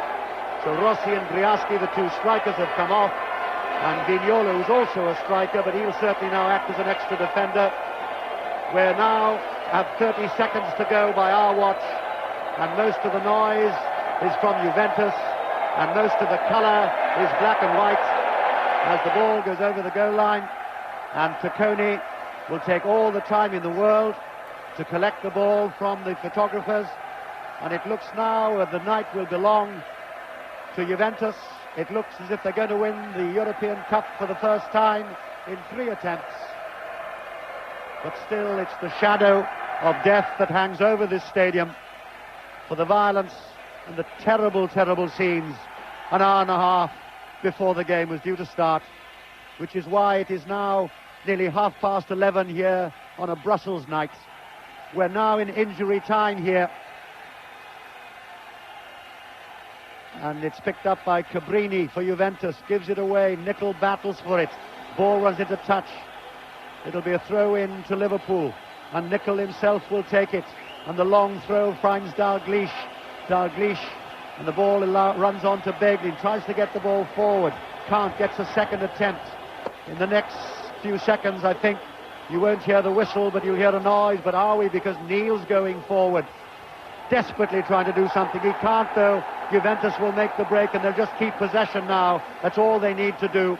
We're now deep into injury time here, but they've lost possession. Neil once more.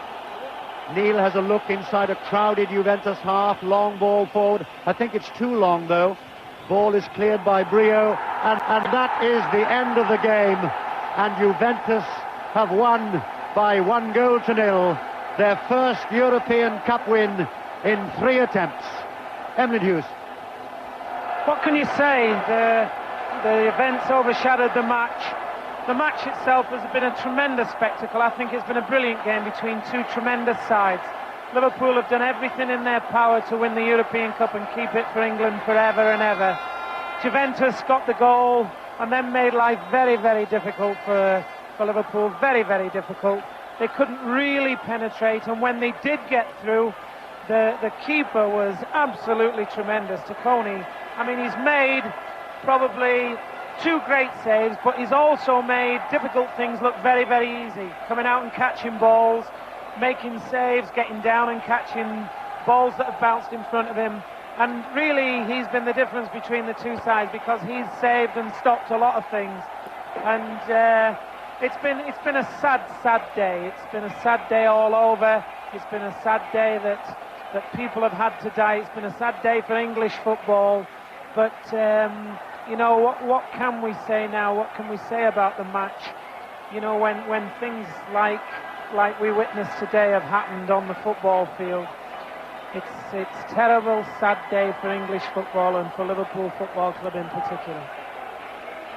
So the Liverpool players then are looking a little disconsolate, to put it mildly, stand in a little scarlet group just below us, and Joe Fagan and his trusty lieutenants Ronnie Moran and Roy Evans. This, remember, Joe Fagan's last match as the manager of Liverpool, which he announced this morning. But the Liverpool players have nothing to show for tonight, but even more significantly, some of their fans have dragged the name of Liverpool deep into the mud here.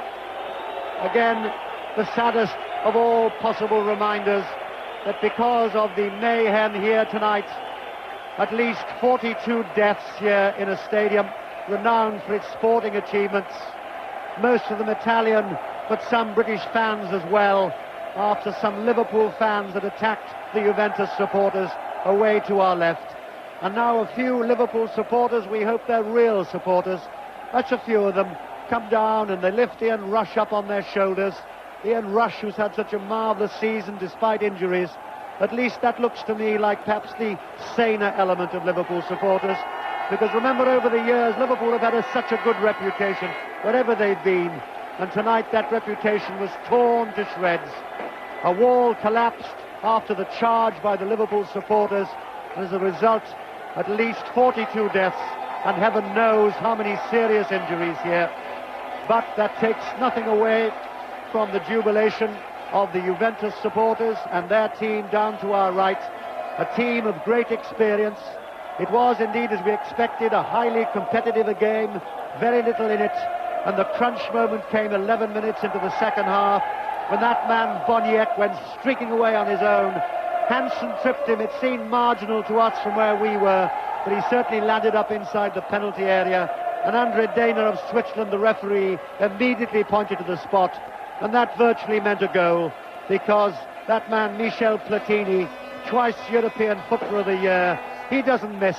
It was his third penalty in the European campaign, and he left Grobbelaar stranded, and that almost really sealed the night, didn't it, Emlyn? Because you know as well as anybody, once they're ahead a side like that, the door is shut so firm it's not true. It shuts and it's impossible to open, because their game, Italian football, is based on defensive play, and they've just got everybody back behind the ball and made it terrible difficult for them to get through. And Liverpool have played as well as I thought they could possibly play, and really they've lost it. The result on the field has not lost it. Football has been the loser, Peter, and that's sad for England. Well, the Juventus players, not surprisingly, in a little tight ring of black and white, will dance the night away. Away to our left, there are fires now burning on the terraces, hopefully no more than paper. And below us we have 1,000 policemen and horses and dogs, because while we say, and must say, well done to Juventus, they've won their very first European Cup in 3 attempts. They've won the night, the accolade is theirs, but there's really no jubilation here, because the European Cup was not presented. There was no lap of honour, because what happened tonight was that hooliganism won, death came to football, and the sport can only mourn. I will give you the scoreline, but I'll give it sadly, not because Liverpool lost, but because I have been witnessing tonight one of the worst scenes I ever hoped to witness at a football stadium, and one that I will never, ever forget. Liverpool 0, Juventus 1.